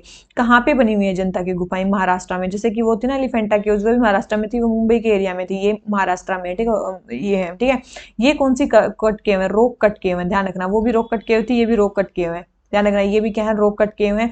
कितने केव्स हैं यहाँ पे अजंता में, याद रखना 29 केव। वैसे 30 माना जाता है, एक कंप्लीट नहीं हुई तो 29 मानते हैं, ठीक है। ध्यान रखना, कहीं बोलो कि 30 है 29 है, एक एक चीज के लिए फिर कोई कोई कमेंट कर देता है, फिर मैं क्या ही बोलूं। ठीक है, 29 टोटल 29 केवल। 29 में से याद रखना केवल और केवल सारे, पहली बात तो मैंने बताया था कि सारी बुद्धिस्ट केव हैं, अभी बताया ना मैंने कि सारी बुद्धिस्ट केव हैं, शायद मैंने बता दिया है। सारी बुद्धिस्ट केव हैं, उसमें से केवल और केवल 4 विहार, 4 चैत्याज है, सॉरी चैत्याज मतलब केवल 4 प्रेयर होल हैं, और उसमें से ज्यादातर जो है वो विहार हैं। तो आप नॉर्मल भी देखते होगे, मतलब मान लो कि अपना एरिया मान लो, अपना गांव या फिर शहर ही मान लो, शहर में कितने घर होते हैं, उन पे एक मंदिर होता है। ऐसा ही है कि वहां पे 25 विहार थे, उसमें 4 ही केवल चैत्याज थे, प्रेयर हॉल्स थे, ठीक है। इसलिए चैत्याज कम होते हैं, देखो नॉर्मल एरियाज में भी कमी होते हैं, ठीक है। तो ऐसा ये ध्यान रख सकते हो कि वहाँ पे चैत्या ज्यादा होंगे कि विहारा ज्यादा होंगे। चैत्या ज्यादा थे। चैत्याज कितने थे, 4 थे, और विहाराज कितने थे, 25 थे। और जो 4 चैत्याज थे काफी फेमस है वो, ठीक है। ध्यान रखना, उनको प्रेयर हॉल भी बोलते हैं, ठीक है।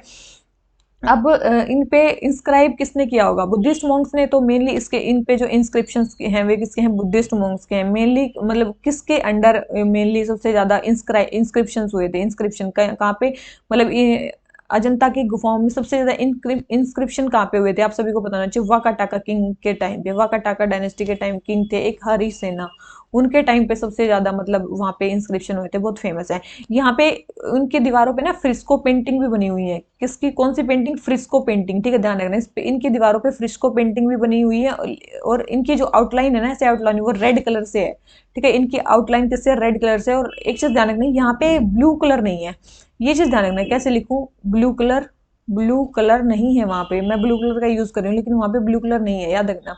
अजंता की गुफाओं में रेड कलर से आउटलाइन बनाई गई है, फ्रिस्को पेंटिंग की है, लेकिन वहां पे ब्लू कलर का यूज नहीं किया गया, बहुत इंपॉर्टेंट है, ध्यान रखना इसको। क्या ये यूनेस्को वर्ल्ड हेरिटेज साइट में इंक्लूड की गई, बिल्कुल भाई, यूनेस्को वर्ल्ड हेरिटेज साइट में 1983 में इसको इंक्लूड किया गया था। एलोरा और अजंता दोनों को 1983 में ही इंक्लूड किया गया था, ध्यान रखना। एलिफेंटा को बाद में इंक्लूड किया गया 1987 में, जैसा कि मैंने अभी थोड़ी देर पहले बताया। 2 to 3 स्टोरी बिल्डिंग भी है इसमें, ध्यान रखना। 2 to 3 स्टोरी। पेट्रोनियस किसने किया, एक तो अभी पढ़ा हमने वाका टाका, इसके अलावा राष्ट्रकूटाज, सॉरी राष्ट्रकूटाज बोल रही हूँ यार, मैं क्या बोल रही हूँ, ठीक है। वाका टाका, एक है चालुक्याज, चालुक्याज ने इसके किया था, एक सतवानाज ने किया था, याद रखना। वाका टाका, चालुक्याज और सतवानाज, इन्होंने मेनली अजंता को क्या किया था, पेट्रोनाइज किया था। मैंने बता दिया, ये वो बता दिया। अब इसको अभी डिस्कवर किसने किया था, ये फेमस आ जाता है। अजंता को डिस्कवर किसने किया था, 1819 में। एक ब्रिटिश आर्मी ऑफिसर ऑफिसर थे जो हंटिंग करने जा रहे थे, जिनका नाम है कैप्टन, क्या बोलते हैं, कैप्टन स्मिथ, ठीक है। इनका नाम क्या है, कैप्टन स्मिथ, ठीक है। बहुत इंपॉर्टेंट है, ध्यान रखना। तो 1819 में एक ऑफिसर थे कैप्टन स्मिथ, जो हंटिंग करने जा रहे थे, उस टाइम पे उन्होंने इस साइट को डिस्कवर किया। तो कैप्टन स्मिथ का भी नाम आ जाए तो भाई याद रख लेना इसको, ठीक है। तो ये है, तो मेरे ख्याल से आपको ये चीज समझ में आ गई होंगी भाई कौन कौन सी गुफाएं हैं, ठीक है। तो केव पेंटिंग्स के बारे में था। केव पेंटिंग्स की कुछ चीजें तो हमने यहाँ पे देख ली, क्या क्या वहाँ पे पेंट हो रखा है, किस कलर में पेंट हो रखा है, कौन सा कलर वहाँ पे नहीं है, किसने इसको डिस्कवर किया, क्या है, कब बनी, ये वो फलाना दिखाना, सब मैंने बता दिया। तो क्वेश्चन नंबर 76 हो गया कंप्लीट। आ जाते हैं क्वेश्चन नंबर 77 पे। तो मेरे ख्याल से स्क्रीन तो सही होगी, है ना, मैं भूल ही ना हूँ, कहीं मैं गलत जगह पे पढ़ा रही हूँ, ठीक है। फिर आ जाता है हमारी एलोरा की गुफाएं। एलोरा में पूछ रखा है कैलाशनाथ टेम्पल के बारे में, देख लेते हैं। सबसे पहले बोल रहे हैं इनको बनाया चालुक्य किंग ने, दूसरे बोल रहे हैं इनके जो फीचर्स हैं वो sculptural representation of both Shiva and Vishnu, जहाँ पे कैलाशनाथ टेम्पल बना हुआ वहाँ पे बोले हैं शिव और विष्णु दोनों के ही स्कल्पचर रिप्रेजेंटेशन है। तो आपको पता होना चाहिए दोनों स्टेटमेंट बिल्कुल सेम, चालुक्य किंग ने इसको बनाया है, और दूसरी चीज बोथ शिवा और विष्णु के स्कल्पचरल रिप्रेजेंटेशन है यहाँ पे। तो दोनों ही स्टेटमेंट सही है, तो हमारा आंसर क्या जाता है, सी। क्वेश्चन नंबर 77 करेक्ट पूछा था, इसलिए मैंने आंसर क्या लगा दिया, सी लगा दिया, ठीक है। काफी फेमस है। अब आपको पता होना चाहिए जो ये जो है ये भी कहाँ पे है, ये भी कहाँ पे है, जो सॉरी, चलिए ये देख लेते हैं। सबसे पहले जैसे मैं बता रही हूँ वैसे ही जैसे हमने ऊपर वाला किया, ठीक है। तो अब एलोरा की बातें आ गई। एलोरा की गुफाएं कहाँ पे हैं, महाराष्ट्र में ही, आप सभी को पता है महाराष्ट्र में ही यहाँ की भी गुफाएं हैं, ठीक है। यहाँ पे यहाँ की गुफाएं भी कहाँ पे, महाराष्ट्र में। ये कब बनी थी, मतलब महाराष्ट्र में बनी, महाराष्ट्र में थी, लेकिन कब बनी, 5th से 8th 11th सेंचुरी एडी। इसका मतलब उनका बनना खत्म हुआ और ये स्टार्ट हुई, ऐसा समझ सकते हो। अजंता पहले बन गई थी, मैं बताई थी ना, बीसी से एडी में स्टार्ट हुई है, बीसी से 650 एडी। तो ये 5th में स्टार्ट हुई और 11th तक चली है, तो ठीक है। तो एलोरा की गुफाएं बाद में बनी है, ठीक है। देन अजंता की पहले बन गई थी। कितनी गुफाएं हैं इसमें, याद रखना, टोटल 34 गुफाएं हैं, 34 टोटल 34 गुफाएं हैं। उसमें से आधी गुफाएं जो है ना, 17 गुफाएं वो आदि हिंदुइज्म से रिलेटेड है, बहुत इंपॉर्टेंट है। मैं जो चीजें बता रही हूँ ना इनको याद रखना, ठीक है। टोटल गुफाएं 34 है, उसमें से आधी गुफाएं 17 किसकी हैं, हिंदूज की हैं। बची हुई 17 में से बची हुई 17 में से जो 12 है वो तो बुद्धिज्म की है, ठीक है। बची हुई 12 जो है वो बुद्धिज्म की है, और जो लास्ट में बच गई 5 वो किसकी हैं? जो लास्ट में बच गई 5 वो किसकी हैं? वो है जैनिज्म की। वो किसकी है? जैनिज्म की। बहुत इंपॉर्टेंट है ये चीज, ध्यान रख लेना, ठीक है। तो 5 जैनिज्म की है, 17 हिंदुइज्म की है, और सबसे ओल्डेस्ट, मतलब सबसे ओल्डेस्ट कौन सी है? सबसे ओल्डेस्ट हिंदुइज्म वाली है। केव नंबर 1 2 3 अगर बात करें, केव नंबर 1 से 12 तक बुद्धिस्ट है, ये तब 12 नंबर याद रख लेना, 1 से 12 तक बुद्धिस्ट है। फिर आ जाती है हमारी हिंदुइज्म वाली केव्स, और फिर आ जाती है हमारी जैनिज्म वाली केव्स। लास्ट की 5 जो केव्स हैं वो हमारी हिंदुइज्म की हैं, ठीक है। ध्यान रखना 29 से ये मान सकते हो कि 34 तक, ठीक है। कितनी केव्स है हमारी? ये 5 केव्स हमारी जैनिज्म से रिलेटेड है, ठीक है। ध्यान रखना, तो टोटल 34 केव्स हमारी, ये समझ में आ गया? ये आ गया भाई समझ में। अब अब ये हमारा कैलाशनाथ टेम्पल है। कैलाशनाथ टेम्पल क्या हिंदुइज्म का टेम्पल है? इसका मतलब वो कहाँ पे मिलेगा? 12 के बाद मिलेगा और 29 से पहले मिलेगा। तो याद रखना, जो कैलाशनाथ टेम्पल है वो केव नंबर 16 में है। कहाँ पे है? बहुत इंपॉर्टेंट है, केव नंबर 16 में हमारा कैलाशनाथ टेम्पल है, काफी ज्यादा फेमस है, ठीक है। काफी ज्यादा फेमस है, इसलिए मैं बता रही हूँ। यूनेस्को वर्ल्ड हेरिटेज साइट का बता दिया, ये बता दिया। और हाँ, यहाँ पे देखो, अभी अभी यहाँ पे 12 केव्स है ना, बुद्धिज्म की 12 केव्स है। उन 12 केव्स में से यहाँ पे केवल एक चैत्य है और सारे विहार हैं, ठीक है। बहुत इंपॉर्टेंट है, केवल इन बुद्धिज्म में से एक चैत्य है और सारे विहार हैं, ठीक है। वो जो एक चैत्य है वो कौन सी केव में बना हुआ है? वो काफी इंपॉर्टेंट है, 10th केव में बना हुआ है। बहुत इंपॉर्टेंट है, याद रख लेना, ठीक है। जो हमारा जो ये मैंने बताया ना कि टोटल 34 केव्स है, उसमें से 17 हिंदुइज्म की हैं, जो 17 बच गई उसमें से 12 जो है वो बुद्धिस्ट की हैं, 5 जो है जैनिज्म की हैं। पहली 12 बुद्धिज्म की हैं और फिर हमारी हिंदुइज्म की आ जाती है, फिर जैनिज्म की आती है, लास्ट में जैनिज्म की केव्स आती हैं, ठीक है। अगर नंबरिंग सिस्टम जो कर रखा है, पहले बुद्धिज्म का कर दिया, फिर हिंदुइज्म का कर दिया, फिर इन्होंने जैनिज्म का कर दिया, लेकिन जो बनी थी बिल्डिंग के टाइम पे तो सबसे ओल्डेस्ट कौन सी? हिंदुइज्म वाली केव्स हैं, ठीक है, मैंने बता दिया। उसके अलावा बुद्धिस्ट अगर की बात करें, बुद्धिस्ट में बुद्धिज्म की जो केव्स हैं उसमें के बुद्धिज्म की जितनी भी केव्स हैं, टोटल 12 केव्स हैं, उसमें से केवल एक ही चैत्यास को डेडिकेट की गई है, वो कौन सी है? 10th केव, ठीक है। मैंने बता दिया उसको क्या बोलते हैं, वो केव्स कौन सी है? 10th केव है, ठीक है। उसको विश्वकर्मा केव भी के नाम से भी जाना जाता है, ठीक है। तो याद रखना, एक चैत्या की केव है 10th केव, उसको विश्वकर्मा केव के नाम से भी जाना जाता है, विश्वकर्मा, विश्वकर्मा केव, ठीक है। बहुत इंपॉर्टेंट है, ठीक है। विश्वकर्मा केव के नाम से भी जाना जाता है, तो 10th है इसको विश्वकर्मा केव या फिर कारपेंटर्स केव, ठीक है। कारपेंटर्स केव, कारपेंटर्स केव के नाम से भी जाना जाता है, इसको कारपेंटर्स केव के नाम से भी जाना जाता है। केव नंबर 10 ये बुद्धिज्म की केव है, बहुत इंपॉर्टेंट है। यहाँ पे जो बुद्धा है वो व्याख्यान मुद्रा में खड़े हुए हैं। कौन सी मुद्रा में खड़े हुए हैं? व्याख्यान मुद्रा में, टीचिंग मोड में खड़े हुए हैं, व्याख्यान, व्याख्यान मुद्रा में। किस मुद्रा में खड़े हुए हैं? व्याख्यान मुद्रा में खड़े हुए हैं। यहाँ पे बुद्धा बहुत इंपॉर्टेंट है, व्याख्यान मुद्रा में मतलब टीचिंग मोड में, ठीक है। टीचिंग पोजीशन में खड़े हुए हैं, टीचिंग पोस्चर में खड़े हुए हैं, काफी इंपॉर्टेंट है, ठीक है। तो मैंने बता दिया बुद्धा की केवल एक ही चैत्यास, केवल एक ही है जहाँ पे है, और सारे तो विहार से रहने के लिए बनाए गए हैं यहाँ पे, ठीक है। केवल एक ही चैत्या है, वो 10th है, ओल्डेस्ट हिंदूज के, बता दी मैंने सारी चीजें। जैन केव्स के बारे में भी कुछ चीजें फेमस है। जैन केव्स मैंने कितनी बताई? 5 जैन केव्स है, काफी फेमस है। और वो जो 5 जैन केव्स है ना, वो सारे दिगंबर सेक्ट से हैं। मतलब जैनिज्म में भी 2 सेक्ट थे ना, एक दिगंबर थे, एक श्वेतांबर थे। तो जो ये जितने भी केव्स है ना जैनिज्म की यहाँ पे बनी हुई है, सारी दिगंबर सेक्ट की बनी हुई है। किसकी बनी हुई है? सारी दिगंबर सेक्ट की बनी हुई है, ठीक है। दिगंबर सेक्ट मेरे से समझ गए होंगे, जो आसमान को अपने वस्त्र मानते हैं, ठीक है। श्वेतांबर जो श्वेत कपड़ों को पहनते हैं, और दिगंबर जो कपड़े नहीं पहनते हैं, ठीक है। तो दिगंबर, ठीक है। जितने भी जैन की केव्स हैं वो दिगंबर सेक्ट से रिलेटेड है, पहली चीज तो ये है। तीसरी चीज, दूसरी चीज है ना, इसमें 5 ही केव है, उसमें से 3 केव्स के नाम बड़े ही अलग हैं, मतलब ऐसा लगेगा आपको वो हिंदू केव है, लेकिन वो है कौन सी? जैन केव। जैसे कि छोटा कैलाश, बहुत इंपॉर्टेंट है, ठीक है। छोटा कैलाश, ठीक है। छोटा कैलाश क्या लग रहा है? हिंदू केव नहीं, लेकिन ये जैन केव है, बहुत इंपॉर्टेंट है, जैन केव है। केव नंबर 30 है ये, केव नंबर 30 है, छोटा कैलाश के नाम से है, ये जैन केव है, बहुत इंपॉर्टेंट है, ध्यान रख लेना आ जाए तो।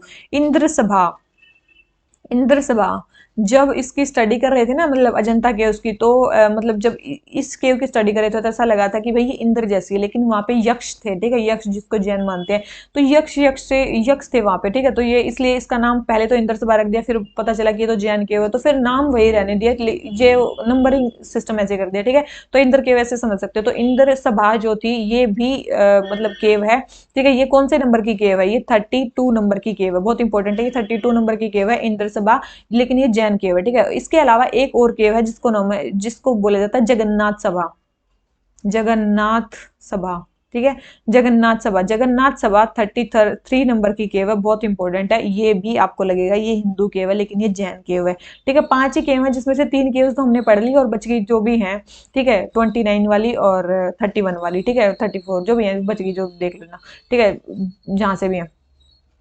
तो 30 से है यार, ये 30 से ही 34 होंगी, ठीक है, 30, 31, 32, 33, 34, हाँ 29 फालतू में लिख दिया मैंने, 30 से 34 तक की है, ठीक है। तो छोटा कैलाश, इंद्र सभा और जगन्नाथ सभा मेरे ख्याल से समझ में आ गया होगा। तो ये सारी चीजें मेरे ख्याल से आपको अच्छे से समझ में आ गई होंगी, लगभग ये सारी सतवानास के टाइम पे बनी है। ठीक है, मेरे ख्याल से जितना मैं बता सकती थी मैंने बता दिया भाई इसके बारे में, ठीक है, ध्यान रख, इन चीजों को ध्यान रख लेना, ठीक है। मैंने बहुत इंपॉर्टेंट चीजें बताई। तो कैलाशनाथ टेम्पल के बारे में बता दिया, कैलाशनाथ टेम्पल किस केव में है वो भी बता दिया, कहाँ से कहाँ ये वो है, ये सारी चीजें बता दी। क्वेश्चन नंबर 77 आंसर हो गया सी। आ जाते हैं नेक्स्ट क्वेश्चन पे। नेक्स्ट क्वेश्चन में क्या बोलते हैं, नेक्स्ट क्वेश्चन है हमारा टूल मेकिंग के बारे में भाई, टूल मेकिंग, ठीक है, देख लेते हैं भाई टूल मेकिंग। सबसे पहले बोल रहे हैं पैलियोलिथिक पीरियड में रफ और हैवी। देखो सबसे पैलियो मतलब मानो कि वहां पे हंटर एंड गैदरर्स रहते थे, ठीक है, बिल्कुल ही मतलब ऐसे मानो कि वहां पे कुछ सही ना घर बना के रहते थे ना कुछ, ऐसे घूमते रहते थे इधर उधर, ठीक है, हंटर एंड गैदरर्स रहते थे पैलियोलिथिक पीरियड में। तो ऐसे रफ एंड हैवी टूल्स का यूज करते थे, बिल्कुल भाई रफ एंड हैवी टूल्स का यूज करते थे। दूसरा बोल रहे हैं टूल्स ऑफ मिजोलिथिक में माइक्रोलिथ्स का यूज। अभी मैंने जब चैल्कोलिथिक पीरियड चल रहा था वहां पे माइक्रोलिथ का नाम आया था, मैंने बताया था मिजोलिथिक पीरियड में माइक्रोलिथ्स बनने स्टार्ट हुए, तो छोटे छोटे पत्थर बनाने उन्होंने स्टार्ट किए थे, बिल्कुल भाई।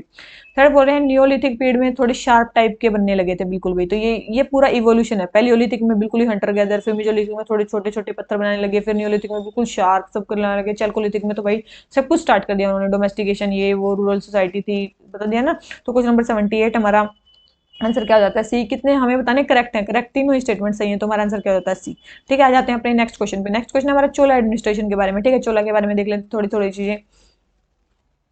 बोले बेसिक यूनिट एडमिनिस्ट्रेशन की नाडु थी जिसमें बहुत सारे विलेजेस होते थे। सेकंड बोले हैं the state was divided into mandal, 4 mandals में जो स्टेट थी वो डिवाइडेड थी, प्रोविंस, और जो नाडु थे वो वल्ला नाडुज में डिवाइडेड थे, वल्ला नाडुज में। और तीसरा बोल रहे हैं ड्यूरिंग द चोला पीरियड उर was the general assembly of the village, general assembly को उर बोला जाता था। तो हमें बतानी है कौन सी करेक्टमेंट, करेक्टमेंट बोल रही हूँ, कौन सी स्टेटमेंट करेक्ट है, ठीक है, दोनों को मिला दिया करेक्टमेंट, ओ गॉड। ठीक है, basic unit of administration Nadu थी, बिल्कुल भी, जिसमें बहुत सारे विलेजेस होते थे, बिल्कुल भाई। स्टेट जो थी वो वल्ला 4 मंडलम्स में डिवाइडेड थी, बिल्कुल डिवाइडेड थी भाई। और उसके बाद जो जनरल असेंबली थी उसको उर बोला जाता था, बिल्कुल बोला जाता था। तीनों स्टेटमेंट करेक्ट है, तो हमारा आंसर क्या हो जाता है सी। ठीक है, क्योंकि हमसे क्या पूछी थी, करेक्ट स्टेटमेंट पूछी थी, करेक्टमेंट पूछ देती हूँ, ठीक है, करेक्टमेंट कौन सी करेक्ट स्टेटमेंट है, ठीक है। तो क्वेश्चन नंबर 79 आंसर हो गया सी। ठीक है, तो ये था चोला अंपायर को फाउंड किसने किया था, चोला अंपायर को फाउंड किसने किया था, आप सभी को कल ही पढ़ाया था, विजयाला चोला। ठीक है, अगर किसी ने पढ़ा होगा तो विजयाला चोला किसके फ्यूडेटरीज थे, बहुत इंपॉर्टेंट है, किसके फ्यूडेटरीज थे, पांडव के, सॉरी पांड्यास के, पल्लवास के, कि चेरास के, किसके थे, जल्दी बताओ। पल्लवास के फ्यूडेटरीज थे, किसके थे, पल्लवास के फ्यूडेटरीज थे, बहुत इंपॉर्टेंट है, किसके फ्यूडेटरीज थे, पल्लवास के फ्यूडेटरीज थे। यहाँ पे काउंसिल ऑफ मिनिस्टर्स, मतलब एक किंग होता था, किंग तो होता ही था, ये तो पता ही होगा, किंग होता था यहाँ पे चोला एम्पायर में। और उस जो किंग होता था उसमें वो एक काउंसिल ऑफ मिनिस्टर को यूज करता था जो उसको एडवाइस करते थे। उस काउंसिल ऑफ मिनिस्टर को क्या बोला जाता था, उस काउंसिल ऑफ मिनिस्टर को बोला जाता था उडन कोट्टम। अगर आ जाए उडन कोट्टम, चोला एम्पायर में किसको बोला जाता है, उडन कोट्टम, उडन कोट्टम। ठीक है, तो याद रखना उडन कोट्टम क्या है, काउंसिल ऑफ मिनिस्टर को बोला जाता है उडन कोट्टम, जो जो किंग को एडवाइस करते थे अलग अलग मैटर्स पे। ब्राह्मण्स को लैंड दी जाती थी, ब्रह्म दया, ठीक है, ब्रह्मदया लैंड, ब्रह्मदया मतलब जो ब्राह्मण्स को लैंड दी जाती थी, ब्रह्मदया लैंड ब्राह्मण्स को लैंड दी जाती थी। मंडलम थे, उसके बाद वल्ला नाडूज, नाडूज उर बता दिया मैंने, देखो हाँ ये थे ना, देखो ये बता दिया ना कि देखो सबसे पहले आ गया मंडलम, फिर आगे हमारे वल्ला नाडू, फिर आगे हमारे नाडू, और फिर आगे हमारे उर। ठीक है, उर उर, ठीक है। अब वल्ला नाडूज को कौन एडमिनिस्टर करता था, उसको बोलते थे पेरिया नट्टार। ठीक है, वल्ला नाडूज को कौन करते थे, पेरिया नट्टार। एडमिनिस्टर कौन करते थे, इनके हेड कौन होते थे, ठीक है, पेरिया नट्टार। नाडू के हेड कौन होते थे, नट्टार। ठीक है, नट्टार पेरिया नट्टार बहुत इंपॉर्टेंट है, ध्यान रखना, इसलिए बता रही हूँ। टाउन टाउन जो बन रहा था वो नगरम्स में डिवाइडेड था, तो नगर के हेड कौन होते थे, ये तो गांव हो गए, शहर के हेड कौन होते थे, नगर रटार। ठीक है, शहर को नगर बोलते थे, और नगर रटार जो थे वो इसके नगर रटार क्या थे, ये इसके हेड थे। ठीक है, एक और चीज ध्यान रखना, देखो अभी ये जो गांव की काउंसिल है ना, ये भी अकेले नहीं थी। मतलब देखो दो टाइप की काउंसिल होती थी। मतलब एक तो उर हो गई, जनरल असेंबली। एक थी सभा, महासभा जिसको बोलते हैं, सभा या महासभा, ठीक है। एक होती थी सभा या महासभा, ठीक है। उर जनरल असेंबली होती थी गाँव की, और जो महासभा होती थी वो थी ब्राह्मण्स के गाँव में जो गैदरिंग होती थी एडल्ट मैन की, उसको बोलते हैं महा, मतलब बड़े बड़े एडल्ट जहाँ पे ब्राह्मण्स के विलेज में इकट्ठे होते थे, ठीक है। तो उसको बोलते थे। तो ये थी हमारी मतलब क्या बोलते थे इसको, सभा या महासभा, ठीक है। तो अब गांव को चलाने के लिए, विलेज को चलाने के लिए एक मतलब असेंबली बैठती थी, ठीक है। गांव को चलाने के लिए एक असेंबली बैठती थी। उसके मेंबर्स कैसे सिलेक्ट होते थे, उसके मेंबर्स सिलेक्ट कैसे होते थे, विलेज लेवल कमेटी के जो मेंबर्स थे वो सिलेक्ट कैसे होते थे, वो उसका भी एक नाम था। उस नाम उस कमेटी का क्या नाम था, कुदा, मतलब उस सिस्टम का क्या नाम था, कुदा वोलई, कुदा वोलई सिस्टम, ठीक है। क्या था, कुदा वोलई सिस्टम, बहुत इंपॉर्टेंट था, ठीक है। तो ये कुदा वोलई सिस्टम क्या है, विलेज लेवल कमेटी को सिलेक्ट करने का एक सिस्टम था, ठीक है। यहाँ पे लैंड रिवेन्यू डिपार्टमेंट भी था। अब इतना बड़ा मतलब डिवाइडेड है स्टेट, तो रिवेन्यू तो लेती होगी ना, तो इनके जो लैंड रिवेन्यू जो डिपार्टमेंट था उसको क्या बोला जाता था, उसको बोला जाता था पूरा वूवरी। क्या था, पूरा वूवरी तिनाई कलम, तिनाई कलम, ठीक है। पूरा विवरित तिनाई कलम क्या थी भाई, ये कहाँ का लैंड रिवेन्यू डिपार्टमेंट था, याद रखना, ये चोलास का लैंड रिवेन्यू डिपार्टमेंट है भाई। ऐसी ही टर्म्स वहां पे यूज होती हैं, पता नहीं क्या ही टर्म्स यूज होती है, मैं भूल गई हूँ आधा तो, ठीक है। पूरा वुरई तिनाई कलम, ठीक है। ये क्या था, लैंड रिवेन्यू डिपार्टमेंट वहां पे था, ठीक है। इसके अलावा कुछ यूनिट ऑफ, मतलब कुछ यूनिट लैंड मेजरमेंट के लिए यूज की जाती थी। मैंने पहले भी बता चुकी हूँ, मैं सारी चीजें मन तो नहीं कर रहा लेकिन क्या ही बोलूं।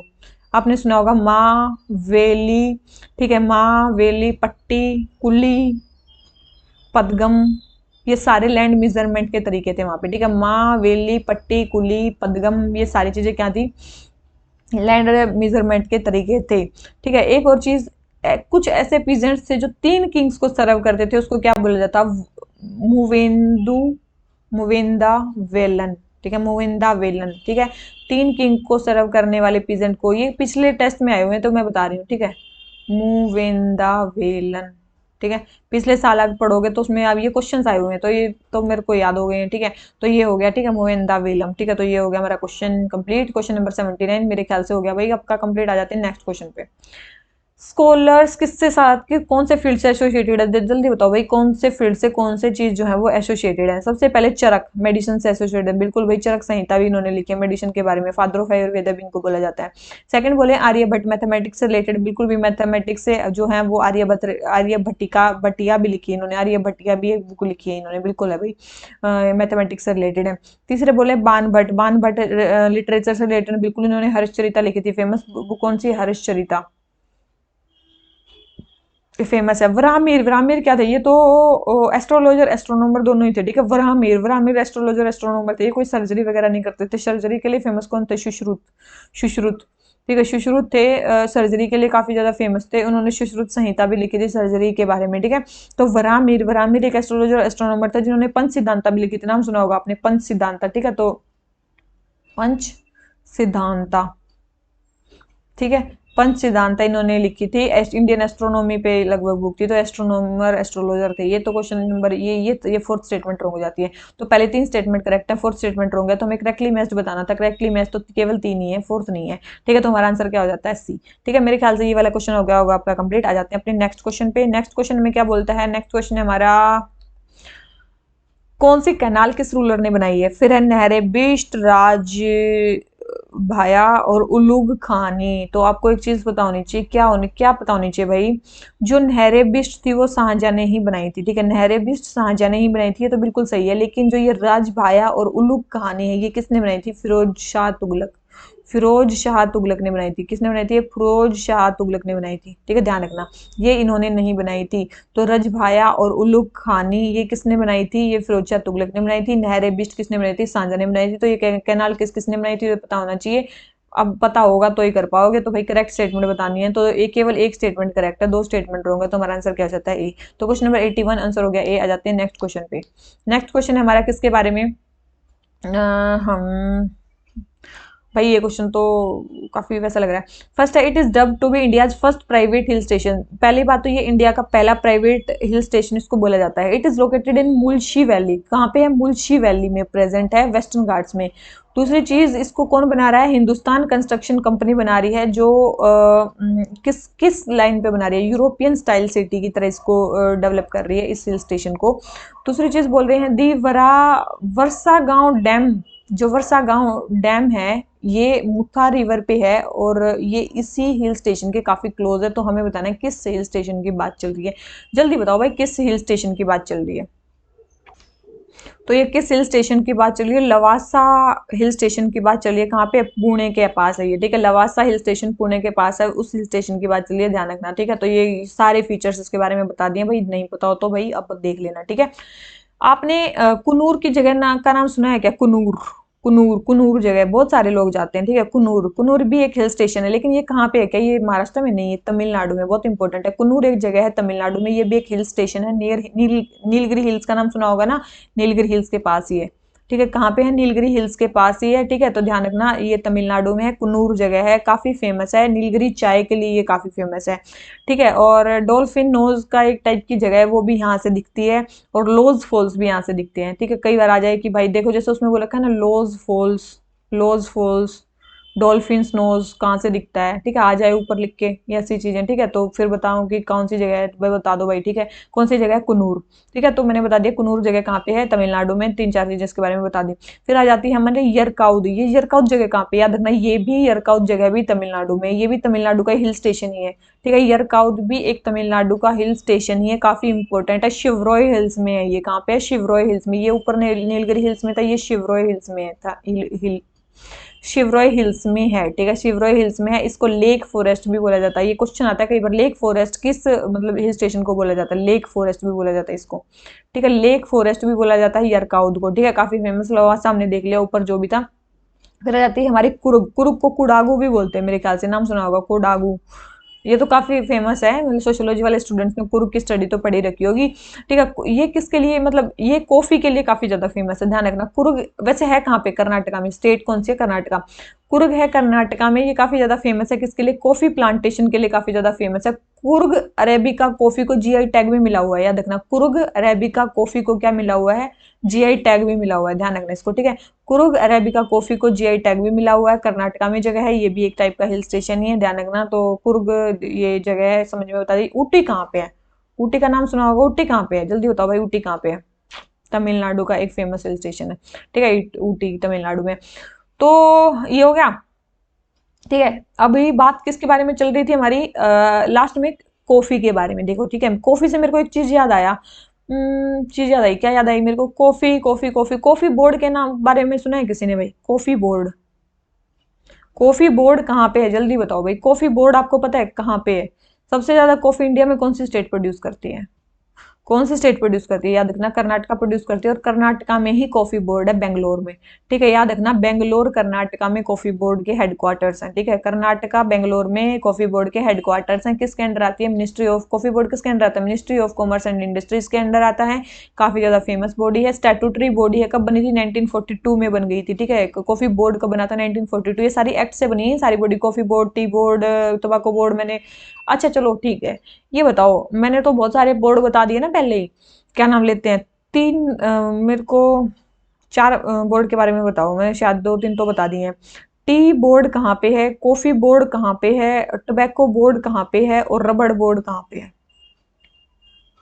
जल्दी जल्दी बताओ, ये कहाँ कहाँ पे है भाई? जल्दी जल्दी बताओ, ये रबड़ बोर्ड, ये वो बोर्ड कहाँ पे है?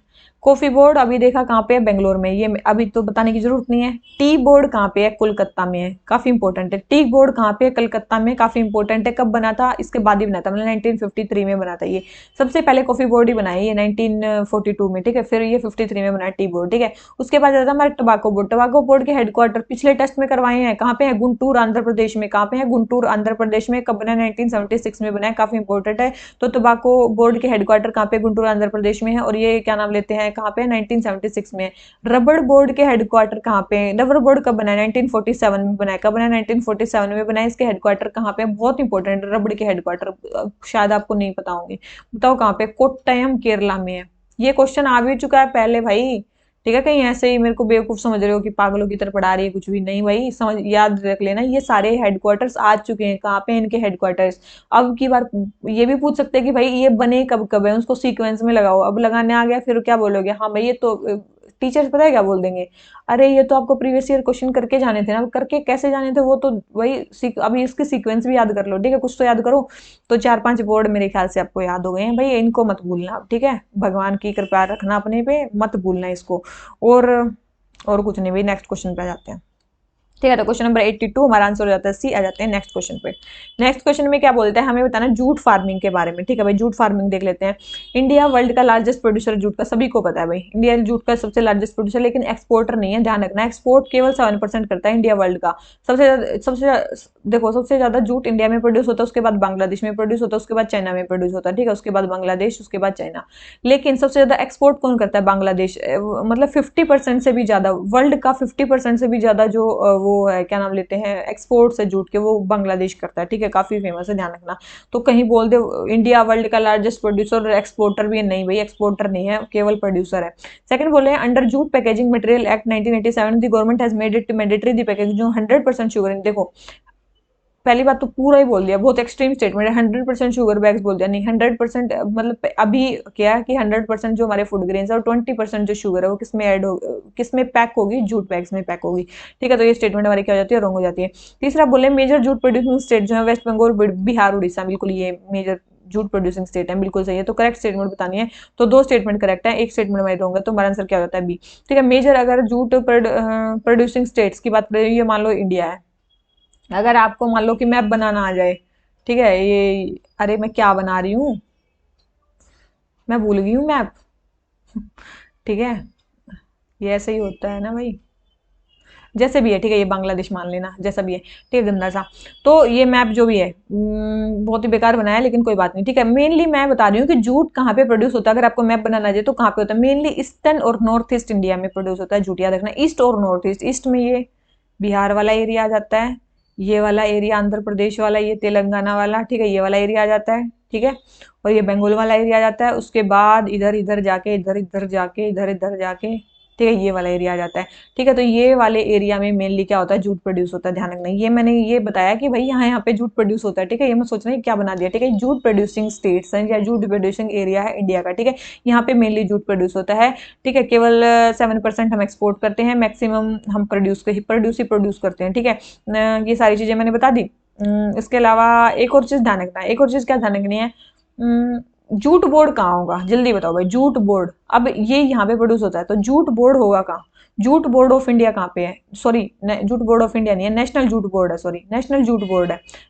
नेशनल जूट बोर्ड कहाँ पे प्रेजेंट है और कब बना था? जल्दी बताओ।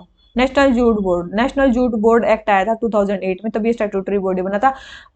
कहाँ पे है? याद रखना, जूट बोर्ड है कलकत्ता में, याद रखना, कलकत्ता में। कलकत्ता में और कौन सा बोर्ड था? अभी बताओ, अभी अभी सोचो, कहाँ पे कौन सा बोर्ड था कलकत्ता में? टी बोर्ड था। ठीक है भाई, अभी अभी नहीं आया होगा ना दिमाग में, तो क्या ही बोलूं। एक काम करो, वीडियो बंद करो, वो सो जाओ जाके, ठीक है, अगर नहीं याद आया होगा, अगर आ गया तो भाई आगे पढ़ लो, ठीक है। तो टी, ठीक है, टी बोर्ड था यहाँ पे, ठीक है, कलकत्ता में। और कौन सा बोर्ड? Jute board. तो ध्यान रखना, जूट बोर्ड और टी बोर्ड दोनों ही कलकत्ता में, ठीक है। 2008 में ये स्टैट्यूटरी बॉडी बनी है। और उसके बाद क्या बता रही थी मैं, उसमें और क्या बताया था, एक मिनिस्ट्री बताई थी, ministry of commerce and industry के अंडर थे वो बोर्ड। तो ये बोर्ड किसके अंडर है? जूट बोर्ड किसके अंडर है? मिनिस्ट्री ऑफ टेक्सटाइल्स के अंडर है। बहुत इंपॉर्टेंट है, ये किसके अंडर है? मिनिस्ट्री ऑफ टेक्सटाइल्स के अंडर है, बहुत इंपॉर्टेंट है, ध्यान रखना, मिनिस्ट्री ऑफ टेक्सटाइल्स के अंडर आता है। कहीं लिख दो यहाँ पे भी है ministry of commerce and industry के अंडर, नहीं भाई, मिनिस्ट्री ऑफ टेक्सटाइल के अंडर है, ठीक है, ध्यान रखना। अलग अलग चीजें ध्यान रख लेना भाई, मैं क्या बताऊँ बार बार बार बार बार। तो क्वेश्चन नंबर 83 आंसर हो गया, बी। आ जाते हैं नेक्स्ट क्वेश्चन पे, ठीक है। समझ में तो आ रहा होगा मेरे ख्याल से, अब नहीं आ रहा होगा तो मैं क्या ही कर सकती हूँ ना, मैं तो तुम्हें देख नहीं रही हूँ भाई, कौन पढ़ रहा है कौन नहीं पढ़ रहा है, किसको आ रहा है नहीं आ रहा है, पढ़ाते ही जा रहे हैं। फिर आ जाते हैं एस्पार्टेम। एस्पार्टेम के बारे में जिसने 12th में साइंस साइड से पढ़ा होगा पता होगा उनको। आर्टिफिशियल स्वीटनर है, बिल्कुल है, स्वीटनेस लेस होती है भाई, आर्टिफिशियल स्वीटनेस है, इसकी स्वीटनेस बहुत ज्यादा 200 टाइम्स ज्यादा होती है शुगर से, तो ये बिल्कुल गलत है, लेकिन चीप काफी होता है अपने अल्टरनेटिव से। थर्ड बोल रहे हैं it is declared as possibly carcinogenic, बिल्कुल कार्सिनोजेनिक इसको बोला गया है कि भाई ये कार्सिनोजेनिक है, WHO ने बोला, बिल्कुल। तो फर्स्ट और थर्ड स्टेटमेंट करेक्ट है, सेकंड स्टेटमेंट रॉन्ग है, तो हमें करेक्ट स्टेटमेंट बतानी है। तो दो स्टेटमेंट करेक्ट है, एक स्टेटमेंट रॉन्ग है, तो क्वेश्चन नंबर 84 हमारा आंसर हो जाता है बी। आ जाते हैं अपने नेक्स्ट क्वेश्चन पे, ठीक है। नेक्स्ट क्वेश्चन हमारा क्या है, नेक्स्ट क्वेश्चन है हमारा पोस्ट मोरियन ट्रेड के बारे में, ठीक है, देख लेते हैं। सबसे पहले बोले हैं there was an enormous train of gold from India to Roman Empire. देखो पोस्ट मोरियन में ट्रेड काफी ज्यादा बढ़ा था, ट्रेड अगर बढ़ा था, हम चीजों को एक्सपोर्ट कर रहे थे, हम उन चीजों की जगह क्या ले रहे थे, वापस में गोल्ड ले रहे थे। तो इंडिया में इनॉर्मस ट्रेन ऑफ गोल्ड हुआ था, मतलब from India to Roman Empire नहीं, रोमन एम्पायर से इंडिया में ट्रेड, इंडिया में गोल्ड आया था। तो ऐसा नहीं था कि वापिस हुआ था, ब्रिटिश टाइम पे ड्रेन ऑफ गोल्ड हुआ था, ठीक है, ध्यान रखना। ड्रेन ऑफ वेल्थ हुई थी उस टाइम पे, वैसे तो पहले तो भाई अच्छा ही चल रहा था सब, ठीक है। तो फर्स्ट स्टेटमेंट तो रॉन्ग है। सेकंड बोले हैं the text called Milind Panho recorded various craft activity which were thriving at that time. बिल्कुल मिलिंद पन्हो ने उस टाइम पे काफी सारी चीजें लिखी हैं जो उस टाइम पे थी। तीसरी चीज बोल रहे हैं the guild served as bank receiving deposits from, बिल्कुल जो वहां पे गिल्ड बनाई हुई थी, ये बिल्कुल सही स्टेटमेंट है। तो second and third statement correct है, फर्स्ट स्टेटमेंट रॉन्ग है। तो हमें बतानी है क्या करेक्ट स्टेटमेंट, तो आपको दिख रहा है केवल दो स्टेटमेंट करेक्ट है, एक स्टेटमेंट रॉन्ग है, तो हमारा आंसर क्या होता है बी, ठीक है। एक्सपोर्ट्स मेनली हम क्या क्या करते थे, आप सभी को अब पता ही होगा ना, स्पाइसेस हो गए, ठीक है, स्पाइसेस हो गए, जेवल्स हो गए, आइवरी हो गई, फाइन टेक्सटाइल्स हो गए, जैसे मसलिन का कपड़ा हो गया, ये सारी चीजें हम क्या करते थे, एक्सपोर्ट करते थे काफी, क्योंकि वो क्या थे, स्पाइसेस को, पेपर भी, ठीक है, पेपर भी हम करते थे, इसलिए पेपर का नाम सुना होगा ना, यमन प्रिया, ठीक है, यमन प्रिय पेपर को, क्योंकि वो बहुत ज्यादा पेपर को लव करते थे, इसलिए यमन प्रिय काफी ज्यादा फेमस भी है, ठीक है, इसलिए इनको यमन प्रिय भी बोलते हैं। तो ये हो गया हमारा। अभी इसमें हमारे हमारे को गिल्ड्स के बारे में बोल रखा है, ठीक है, हमारे को किसके बारे में बोल रखा है, हमारे को गिल्ड्स के बारे में बोल रखा है। अब जो गिल्ड्स होती थी मेनली, इनको शेरनी भी बोला जाता था, ठीक है, याद रखना, इसको क्या बोला जाता था, शेरनी भी बोला जाता था। इनको हेड कौन करता था, श्रेष्ठी, श्रेष्ठी, ठीक है। तो गिल्ड्स को मेनली शरणी भी बोला जाता था, इनको श्रेष्ठी कौन करते थे, हेड करते थे, श्रेष्ठी इनको हेड करते थे, गिल्ड को बोला जाता था। और जितने भी बाद में तो चलो ये बैंक वाले हो गए, फिर क्या हो गए, जो क्राफ्ट मेंस हैं वो उन्होंने भी अपनी गिल्ड्स बना ली, क्राफ्ट मेंस ने भी अपनी गिल्ड्स बना ली, और उनके हेड को क्या बोलते थे, क्राफ्ट मैन के हेड को क्या बोलते थे, जिन जो गिल्ड्स बनाते थे उनके हेड को क्या बोलते थे, ज्येष्ठा, क्या बोलते थे, ज्येष्ठा, बहुत इंपॉर्टेंट है, ज्येष्ठा बोलते थे उनको, तो काफी इंपॉर्टेंट है ये चीजें, तो ध्यान रखना। तो पोस्ट मोरियन पीरियड के बारे में तो क्वेश्चन नंबर 85 आंसर हो जाता है बी। आ जाते हैं नेक्स्ट क्वेश्चन पे। धर्मा साटिया और कांता का शोधाना, ये क्या है, किससे रिलेटेड है, जल्दी बताओ, ये दो टर्म किससे रिलेटेड है, गलत नहीं होना चाहिए भाई, गरम गलत हो गया ना फिर मैं क्या ही बोलूं तुम्हें, तुम क्या ही पढ़ रहे हो फिर, एंशियंट मेडिवल मॉडर्न।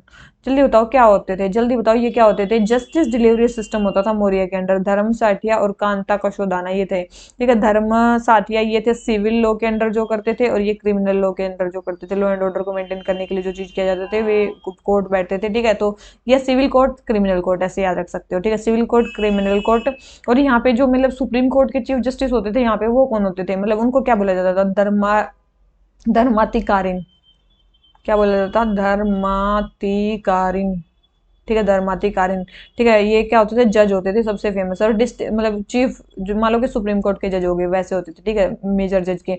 डिस्ट्रिक्ट जज में कौन मतलब हाईएस्ट लेवल पे बैठते थे, अमात्यास, कौन बोलते थे, अमात्यास बैठते थे। टाउन में, टाउन नगरा, नगरा में भी काफी सारे बैठते थे ऐसे ही, ठीक है। विलेज में ग्राम वृद्धा बैठते थे, ठीक है।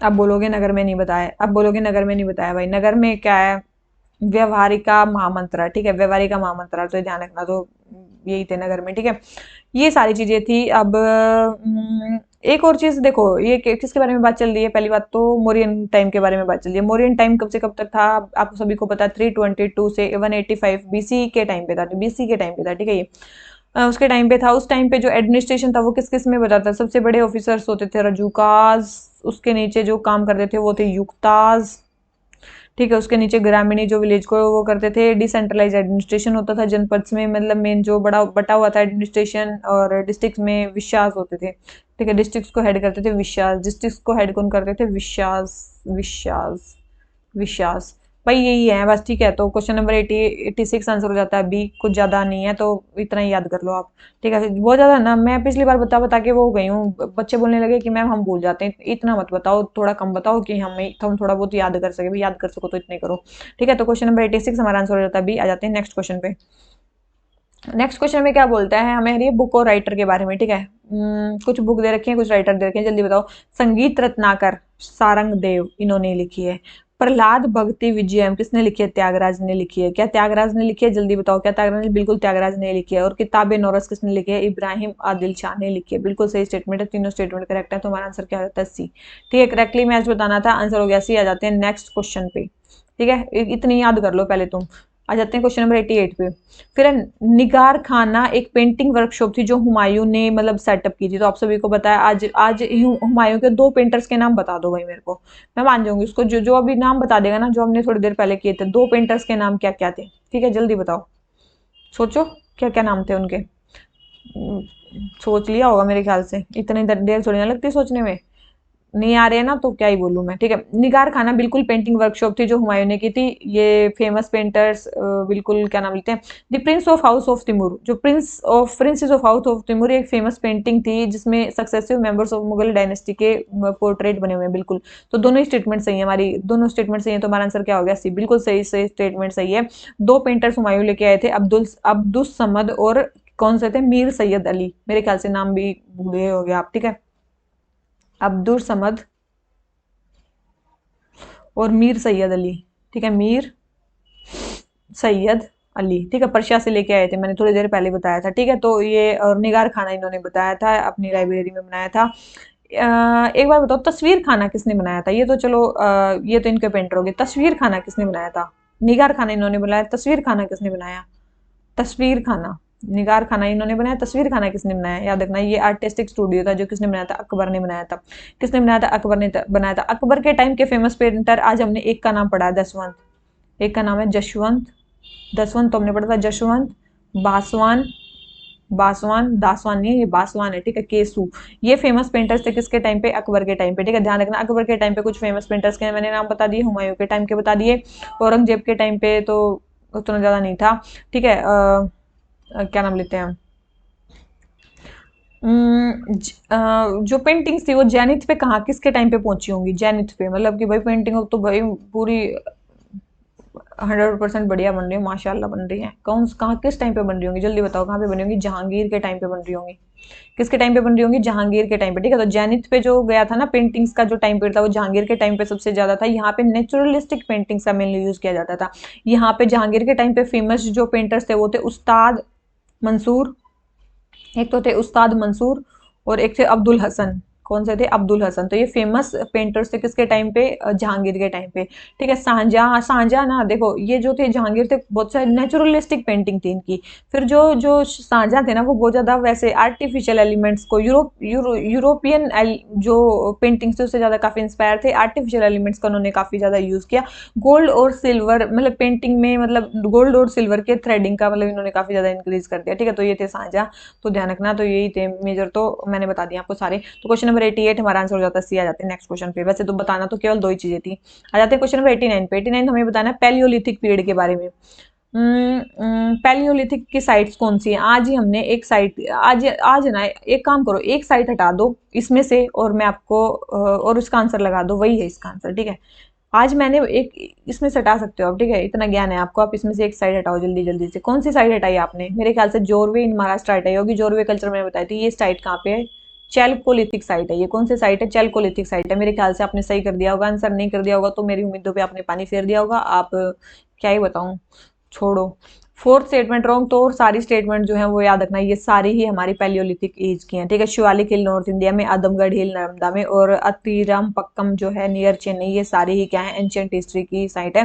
सोलन वैली का नाम सुना होगा, सोआन वैली, सॉरी सोलन वैली बोल रही, सोआन वैली, ठीक है, सोआन वैली, ठीक है, सोआन वैली जो थी। और अगर बात करें मतलब नॉर्थ वेस्ट इंडिया में, और पोटवार प्लेट्यू, पोटवार प्लेट्यू, कुरनूल आंध्र प्रदेश में, ये सारी जगह भीमबेटका अगर बात करें एमपी में, भीमबेटका, ये सारी ही पैलियोलिथिक साइट है, ठीक है, ध्यान रखना। और आज हमने कुछ फेमस चैल्कोलिथिक साइट कर ली थी, उनको ध्यान रखना। तो क्वेश्चन नंबर 89 हमारा आंसर हो जाता है सी। आ जाते हैं अपने नेक्स्ट क्वेश्चन पे। नेक्स्ट क्वेश्चन हमें क्या बोलता है, क्वेश्चन नंबर 90। हमें बताना है टी फार्मिंग के बारे में। टी फार्मिंग के बारे में सबसे पहले, Assam is the major tea producing state in India followed by West Bengal और तमिलनाडु। जल्दी बताइए सही स्टेटमेंट है कि नहीं, बिल्कुल सही स्टेटमेंट है। सेकंड बोले टी जो बोर्ड है इंडिया में वो हेडक्वार्टर डिगबोई असम में। ये गलत कर दिया ना, 2 बार आ चुका है भाई, अपने मुंह पे थप्पड़ मारना फटाफट से, ठीक है। तो सेकंड स्टेटमेंट होंगे, फर्स्ट स्टेटमेंट करेक्ट है, मैं पता नहीं करेक्ट स्टेटमेंट, तो फर्स्ट स्टेटमेंट करेक्ट है, सेकंड स्टेटमेंट होंगे, ठीक है। तो टी फार्मिंग के बारे में, तो टी बोर्ड के बारे में पता चल गया। टी बोर्ड किस ईयर में बना था, किस मिनिस्ट्री के अंडर आता है, ministry of commerce and industry के अंडर आता है, ठीक है। कि किसके एक्ट के अंदर बना था, कब बना था। अब एक काम करो, अभी है ना, अभी अपने मन में सोचो, अपने मन में सोचो वीडियो पॉज करके कि कॉफी बोर्ड कहाँ पे था, रबड़ बोर्ड कहाँ पे था, जूट बोर्ड कहाँ पे था, और कौन सा बच गया? रबड़ board, tea board, coffee board, जो भी बच गया भाई वो खुद रबड़ बोर्ड। पता नहीं कौन सा बोर्ड जो भी रह गया भाई, चारों को याद कर लो, ठीक है। और भी एक और था शायद, मेरे को भूल गई हूँ मैं। ठीक है, तो क्वेश्चन नंबर 90 हमें टी बोर्ड के भाई इनके बारे में बताना था, तो ये हमारा क्वेश्चन हो जाता है कंप्लीट। ठीक है, इंडिया याद रखना ग्लोबली सेकंड लार्जेस्ट प्रोड्यूसर है टी का। टी का आसाम तो इंडिया में फर्स्ट है, लेकिन वैसे इंडिया जो है वर्ल्ड में सेकंड प्रोड्यूसर है टी का, सबसे ज्यादा चाइन जो भी प्रोड्यूस करता है। ठीक है, first GI tag Darjeeling T को ही मिला था, फर्स्ट जीआई टैग जो मिला था वो दार्जिलिंग की टी को ही मिला था। ठीक है, तो ये काफी ज्यादा, ये भी काफी ज्यादा फेमस है। असम 52% लगभग प्रोडक्शन करता है वर्ल्ड का, सॉरी इंडिया का टोटल प्रोडक्शन का 52% तो असम ही कर देता है, उसके बाद और सारी स्टेट आती है। ठीक है, टी बोर्ड के बारे में बता दें। टी बोर्ड के बारे में यहाँ दो चीजें मैं और बता रही हूँ। टी बोर्ड के दो ओवरसीज ऑफिस हैं, टी बोर्ड के दो ओवरसीज ऑफिस हैं, एक है दुबई में, एक है मॉस्को में। ये क्वेश्चन आता है, ठीक है, आ जाता है ये कई बार, और नहीं तो कोई और एग्जाम में आ जाता है। तो दो ओवरसीज ऑफिस हैं टी बोर्ड के, एक दुबई में है, एक मॉस्को में है। ठीक है, ध्यान रखना कहाँ पे है दो overseas board. Minister of commerce and industry के अंडर आता है, मैंने बता दिया। तंबाकू बोर्ड के हेडक्वार्टर मेरे को बताना, गुंटूर आंध्र प्रदेश में, स्टैट्यूटरी बॉडी है, ministry of commerce and industry के अंडर आता है। हाँ, यहाँ पे मैं तंबाकू बोर्ड लिख रही थी। ठीक है, तंबाकू बोर्ड। ध्यान रखना इसको। तो ये हो गया हमारा क्वेश्चन कंप्लीट। आ जाते हैं अपने नेक्स्ट क्वेश्चन पे। ठीक है, मेरे ख्याल से समझ में आ गया होगा। क्वेश्चन नंबर 90 आ जाते हैं 91 पे। With reference to history of ancient India, Nanda Vachha किस्सा समीका पुराण कश्यपा कस्पा किससे एसोसिएटेड है? कस्पा का नाम आज पढ़ा था क्या कहीं? नहीं, गौशाला था वो तो बताओ जी ये किस सेक्ट से एसोसिएटेड है? देखो जो मैंने गौशाला बोल दिया ना, तो ये उसी से एसोसिएटेड है। अभी भी इसका आंसर लगा दो। ठीक है, अभी भी इसका आंसर लगा दो। तो ये किससे एसोसिएटेड है? आजीविका सेक्ट से एसोसिएटेड है। मैंने आजीविका के बारे में पहले बताया था, केवल नियति या फेट में ये बिलीव करते हैं। ठीक है, ध्यान रखना। और ये सब कुछ नियति को मानते हैं, बस और कुछ नहीं मानते ये। ठीक है, दूसरी चीज, बहुत सारे फाउंडर, इनको किस फाउंडर मैंने बताया था भाई, उसको बोला जाता था। ठीक है, एक मिनट, एक चीज ध्यान रखना भाई, मैंने बताया था, मैंने सारी चीजें बता दी थी इसके बारे में। तो कहीं पे ये भी लिखा गया, कहीं कहीं पे ये भी लिखा गया भाई कि नंद वच जो थे ये इन्होंने फाउंड किया था ये सेक्ट। ऐसा नहीं है, मतलब मेरे को जितना पता चला है वो भाई वही है, मक्काली गौशाला उन्होंने ही फाउंड किया था। ठीक है, कई जगह इनको भी बोलते हैं, मतलब कई जगह इनको भी बोलते हैं कि मेन इन्होंने किया था, लेकिन जो थर्ड नंबर पे आए थे मक्काली गौशाला, जिन्होंने इसको काफी ज्यादा फेमस कर दिया होगा। ठीक है, जैसे कि जैनिज्म है उसमें 24 तीर्थंकर आते हैं, पहले ऋषभ देव हैं, ये है, लेकिन फाइनल तो महावीर को माना जाता है मेन फाउंडर। ये भी ऐसे बोल रहे हैं कि रिकॉर्ड्स में सब बोला जाता है कि नंदा बच्चा ने इसको फाउंड किया था। क्या ही फर्क पड़ता है। ठीक है, तो क्वेश्चन नंबर 91 हमारा आंसर हो जाता है बी। ठीक है, ये सारे ही लोग किससे रिलेटेड है? आजीविका सेक्ट से रिलेटेड है। ठीक है, तो क्वेश्चन नंबर 91 आंसर हो जाता है बी। आ जाते हैं नेक्स्ट क्वेश्चन पे। हमें बताना है विजयनगर के अमर नायकास के बारे में। अच्छा भाई, देख लेते हैं अमर नायकास। अमर नायकास क्या थे? सबसे पहले बोले it was political innovation, its features were derived from iqta system of Delhi sultanate. और सेकंड बोले they were military commanders who collected and taxes and other dues from peasants, craft persons and traders. तो बताना है कि ये जो थे मिलिट्री कमांडर्स थे जो टैक्स कलेक्ट करते थे, ये पॉलिटिकल इनोवेशन था जो इक्ता सिस्टम से उन्होंने लिया था। तो आपको सभी को बताना चाहिए बिल्कुल भाई, विजयनगर एम्पायर का ये पॉलिटिकल इनोवेशन था जिसके features mainly iqta system of Delhi sultanate से डिराइव थे बिल्कुल। और ये मिलिट्री कमांडर होते थे जो टैक्स को कलेक्ट करते थे, अदर ड्यूज को कलेक्ट करते थे, क्राफ्टमैन से, पीजेंट से, ट्रेडर से। ये वही सिस्टम है। ये मान लो कि पहले किंग है, किंग ने कुछ मतलब किंग ने कुछ मिलिट्री लीडर्स बना दिए, मिलिट्री लीडर्स की सैलरी ना देके उनको कुछ लैंड के पार्ट्स दे दिए, मतलब कुछ एरिया दे दिया, उस एरिया से वो खुद कलेक्ट कर रहे थे टैक्स। तो कुछ खुद अपने पास रख रहे थे, कुछ खुद राजा को दे रहे थे। ठीक है, तो वो सिस्टम था, इक्ता सिस्टम भी वही था, और यही मतलब इन्होंने स्टार्ट कर दिया। उसको अमर नायकास बोला जाता था जो ये चीज करते थे। ठीक है, ध्यान रखना। आर्मी ऑफिसर्स को, टॉप ऑफिसर्स को फिर क्या बोला जाएगा? नायकास। ठीक है, ध्यान रखना। आर्मी के मतलब जो सबसे ऊपर वाले ऑफिसर थे उनको नायकास या पोलीगर्स बोला जाता था। उनको लैंड दी जाती थी इन रिटर्न ऑफ सर्विस। इस प्रोसेस को क्या बोला जाता था? अमरम बोला जाता था। इस प्रोसेस को क्या बोला जाता था? अमरम बोला जाता था। यार मेरे को कॉपीराइट ना आ जाए, आवाज शायद ही आ पा रही होगी आपको, तो छोड़ो। ठीक है, ठीक है। और अमरम बोला जाता था इसको। ठीक है, अमरम बोला जाता था। इन रिटर्न ऑफ सर्विस जो लैंड ग्रांट दिया जाता था उसको अमरम बोला जाता था। और इस सिस्टम को क्या बोला जाता था? इस सिस्टम को बोला जाता था नयनकारा सिस्टम। ठीक है, नयनकारा सिस्टम। नयनकारा सिस्टम, इसको क्या बोला जाता था? नयनकारा सिस्टम इसको बोला जाता था। ठीक है, इस सिस्टम को नयनकारा सिस्टम बोला जाता था। अमरम जो लैंड दी जाती थी, मतलब जो लैंड सर्विस के बदले में दी जाती थी, उसको अमरम बोला जाता था। ठीक है, मेरे ख्याल से समझ में आ गया होगा नयनकारा सिस्टम, अमरम के बारे में, विजयनगर एम्पायर के बारे में।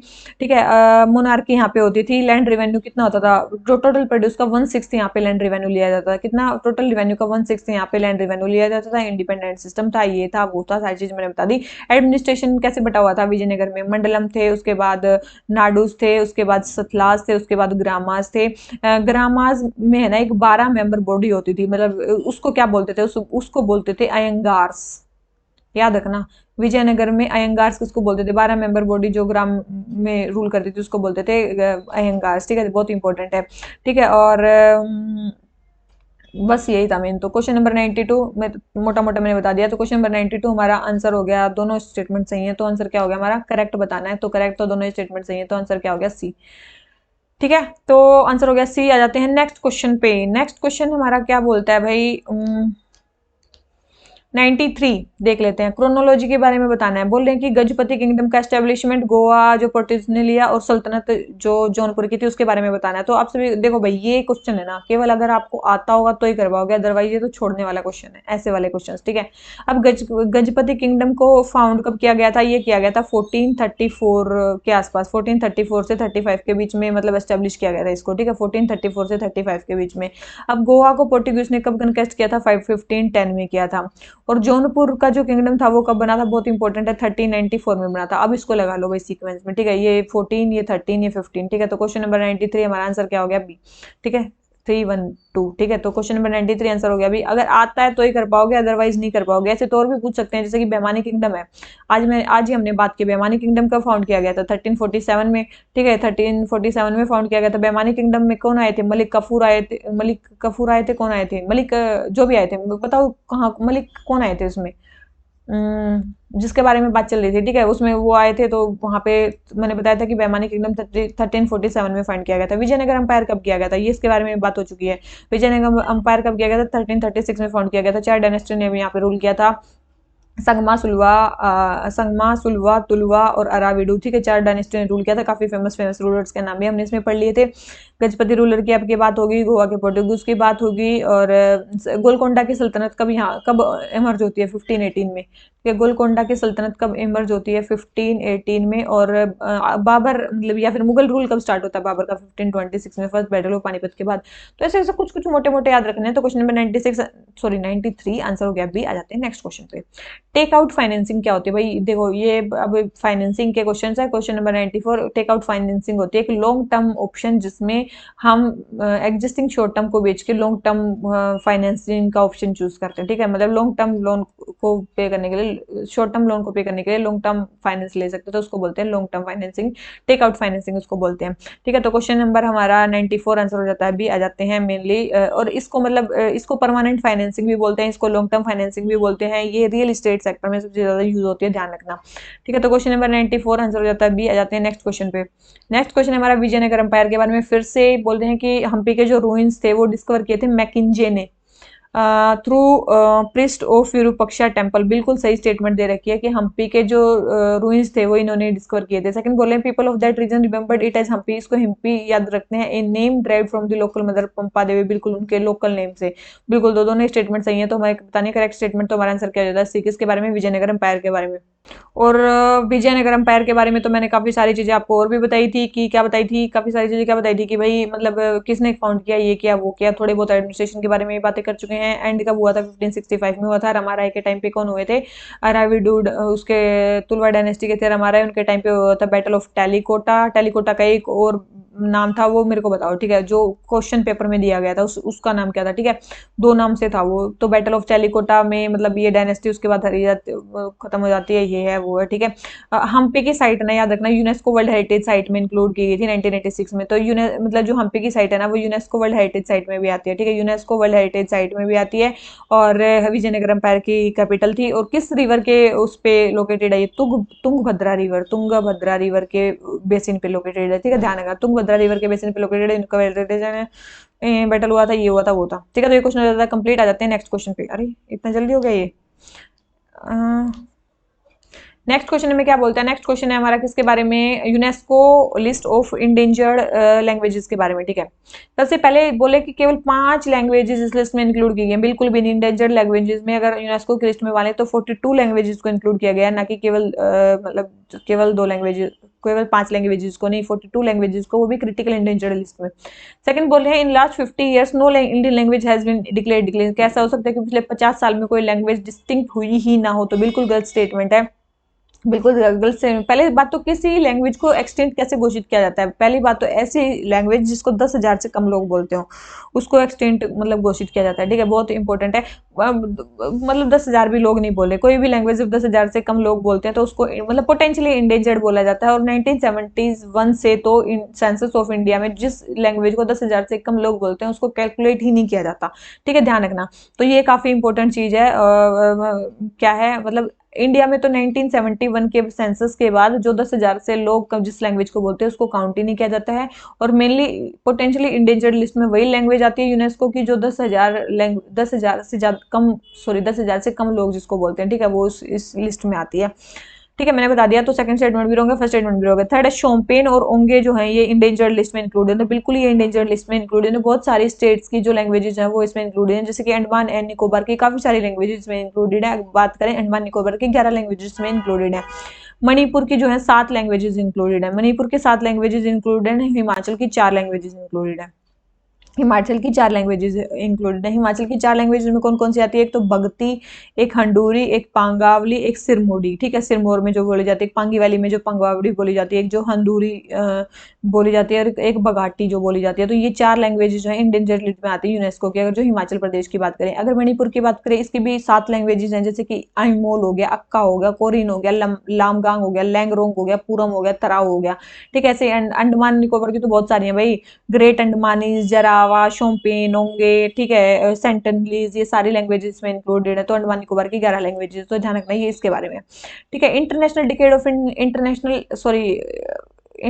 डिकेड ऑफ इंडिजिनस लैंग्वेजेस कब से कब तक मनाया जाता है पता है आपको? इंटरनेशनल डिकेड किसको बोला जाता है?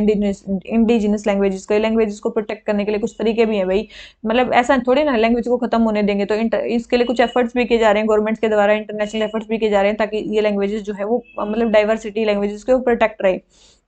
तो इंटरनेशनल डिकेड को मनाया जाता है 2022 से लेकर 32 तक का जो टाइम पीरियड है उसको इंटरनेशनल डिकेड ऑफ बोला जाता है इंडेंजर्ड लैंग्वेजेस, ठीक है। ठगी भाई मैं, ठीक है। इसके अलावा इंडिया ने भी कोई एफर्ट उठाए हैं? बिल्कुल भाई, आर्टिकल 350 बी में आर्टिकल 350 बी इंडिया ने भी एस्टेब्लिश किया कॉन्स्टिट्यूशन के अंदर, जिसमें special officer for linguistic minority बैठते हैं, ठीक है। 2 स्कीम है मिनिस्ट्री ऑफ एचआरडी ने भी चलाई है। एक तो है central institute of Indian languages, आपने सुना होगा central institute of Indian languages, ये काफी इंपॉर्टेंट इंस्टीट्यूट है जो मतलब काफी कब एस्टेब्लिश किया गया था, जब नेशनलाइजेशन ऑफ बैंक हुआ उसी साल, मतलब 1969 में। तो 1969 में central institute of Indian languages बनाया गया, ठीक है। मैसूरू रीजन कर्नाटका में इसके हेडक्वार्टर है। कहाँ पे है ये? मैसूरू कर्नाटका में इसके हेडक्वार्टर है, ठीक है, ध्यान रखना।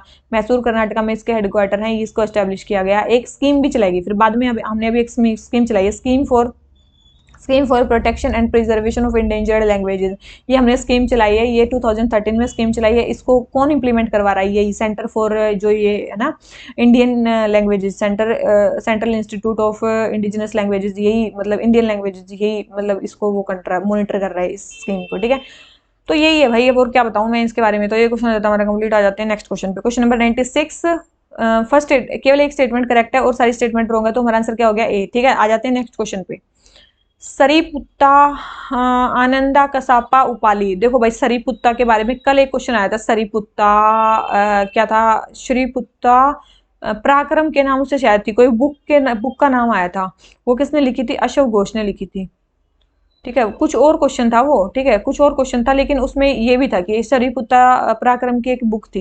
मैंने बताया था ये क्या है? बुद्धिस्ट डिसिपल है, ठीक है। तो ये नाम किससे एसोसिएटेड है? बुद्धिस्ट से एसोसिएटेड है। तो सरिपुत्ता, आनंदा, कसापा, उपाली, ये सारे किससे नाम एसोसिएटेड है? बुद्धिज्म से एसोसिएटेड है सारे नाम, ठीक है। काफी इंपॉर्टेंट है, याद रखना। तो क्वेश्चन नंबर 97 आंसर हो जाता है। अभी आ जाते हैं नेक्स्ट क्वेश्चन पे।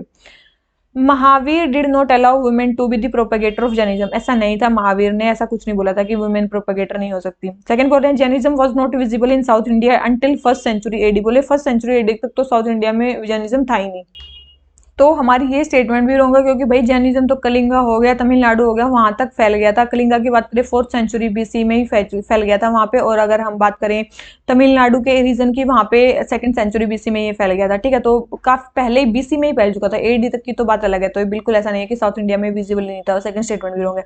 थर्ड बोल रहे हैं प्राकृत लैंग्वेज का यूज ने हेल्प किया मराठी लैंग्वेज के इमरजेंस में। बिल्कुल इन्होंने संस्कृत लैंग्वेज का बिल्कुल भी यूज नहीं किया। इन्होंने मेनली जो लोकल लैंग्वेज थी प्राकृत उसका यूज किया, जिससे और भी लैंग्वेजेस का इमरजेंस हुआ, जो लोकल लैंग्वेजेस जिसकी मराठी लैंग्वेज। बिल्कुल सही स्टेटमेंट दे रखी है। थर्ड स्टेटमेंट सही है, first and second statement wrong है। तो हमें बतानी थर्ड कौन सी स्टेटमेंट सही है। सही तो केवल और केवल थर्ड स्टेटमेंट है। अगर गलत पूछा होता तो फर्स्ट एंड सेकंड आंसर होता, ध्यान रखना। ठीक है, तो ये हमारा किसके बारे में है, जैनिज्म के बारे में। अब जैनिज्म के बारे में और भी काफी सारी चीजें मेरे ख्याल से आपको बताऊंगी। जैनिज्म में 24 तीर्थंकर थे। फर्स्ट जो थे वो ऋषभदेव थे। 24 तीर्थंकर जो थे वो कौन थे, महावीर थे। ठीक है, मेरे ख्याल से आपको पता होगा 24 तीर्थंकर महावीर थे। हर एक मतलब इन तीर्थंकर को एक सिंबल दिया जाता था। महावीर का क्या सिंबल था, मतलब जो ये जैनिज्म की ट्रेडिशन थी इसमें तीर्थंकर को सिंबल्स दिए जाते थे अलग अलग। तो महावीर का क्या सिंबल था, महावीर का सिंबल था लॉयन। बहुत इंपॉर्टेंट है, क्या इनका इनका सिंबल क्या था, लॉयन। ठीक है, ध्यान रखना।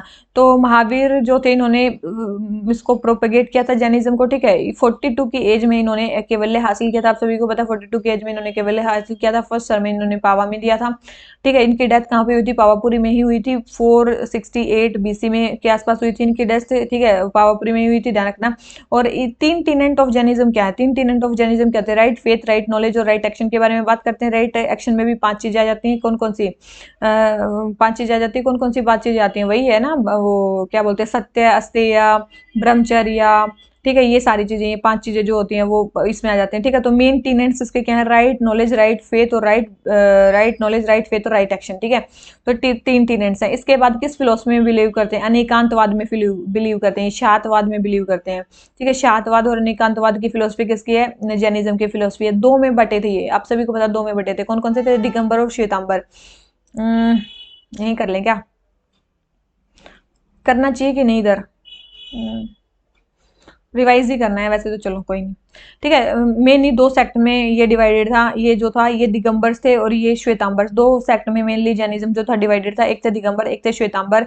दिगंबर्स जो बिल्कुल न्यूड रहते थे और केवल मतलब मेल, मतलब केवल न्यूड रहते थे, फीमेल नहीं। फीमेल जो थी वो कुछ पहनती थी, मतलब अनस्टिच्ड व्हाइट साड़ी पहनती थी। क्या पहनती थी, विमेन पहनती हैं अभी मान लो। ठीक है, दिगंबर्स में जो मेन है वो तो पूरे न्यूड रहते हैं, और जो विमेन है वो अनस्टिच्ड व्हाइट साड़ी पहनती है। उस साड़ी को क्या बोला जाता है, उनको क्या बोला जाता है, अरियाका। अरियाका क्या बोला जाता है, देखो अब कई अब ये आ जाए, अरियाका क्या है बुद्धिज्म में, अरियाका क्या है, जो अनस्टिच वाइट साड़ी जो वुमेन पहनती हैं उनको बोलते हैं। ठीक है, तो ये है अरियाकाज होती हैं। ठीक है, फिर ये पहली बात दिगंबर बोलते थे कि भाई विमेन जो है वो नहीं अचीव कर सकती, क्या, विमेन लिबरेशन को अचीव नहीं कर सकती हैं, उनको पहले मेल बनना पड़ेगा, मतलब मेल बनना पड़ेगा इन सेंस अगले अगले जन्म में जब वो मेल बनेगी तब वो अचीव कर पाएंगे। ठीक है, तो दिगंबर बिलीव करते हैं कि वुमेन जो है वो लिबरेशन अचीव नहीं कर सकती हैं। इसके मेन एक्सपोनेंट कौन थे, भद्रबाहु थे। ठीक है, कौन थे, भद्रबाहु थे इसके मेन प्रोपोनेंट। ठीक है, भद्रबाहु। ठीक है, दिगंबर के मेन प्रोपोनेंट कौन थे, भद्रबाहु। इनके मेन वो थे, पांचों जो वोज हैं वो इनको फॉलो करते थे, पांचों वोज को फॉलो करते थे। ठीक है, अब आ जाती है हमारी श्वेतांबर। श्वेतांबर आप सभी को पता है व्हाइट कपड़े पहनते थे। ठीक है, मेनली 4 वेव्स को, मतलब अभी मैंने बताया ना, ये 5 दिगंबर सारी वो उसको फॉलो करते थे, लेकिन श्वेतांबर केवल एक वो को फॉलो नहीं करते थे, एक कम को फॉलो करते थे, मतलब ब्रह्मचर्य को ये फॉलो नहीं करते थे, ध्यान रखना। ब्रह्मचर्य को जो श्वेतांबर है वो फॉलो नहीं करते थे, बहुत इंपॉर्टेंट है, ध्यान रखना। वुमेन भी लिबरेशन अचीव कर सकती है, श्वेतांबर के अकॉर्डिंग बिल्कुल कर सकती हैं। इसके मेन एक्सपोनेंट कौन थे, स्थूल बाहु। कौन थे, स्थूल बाहु इनके मेन एक्सपोनेंट थे, बहुत इंपॉर्टेंट है, ध्यान रखना। ठीक है, ये हो गए 2 सेक्ट, 2 ही काउंसिल हुए, 2 सेक्ट में डिवाइडेड था, 2 ही इसमें काउंसिल हुई है, फर्स्ट जैन काउंसिल और सेकंड जैन काउंसिल। वो काफी ज्यादा इंपॉर्टेंट है।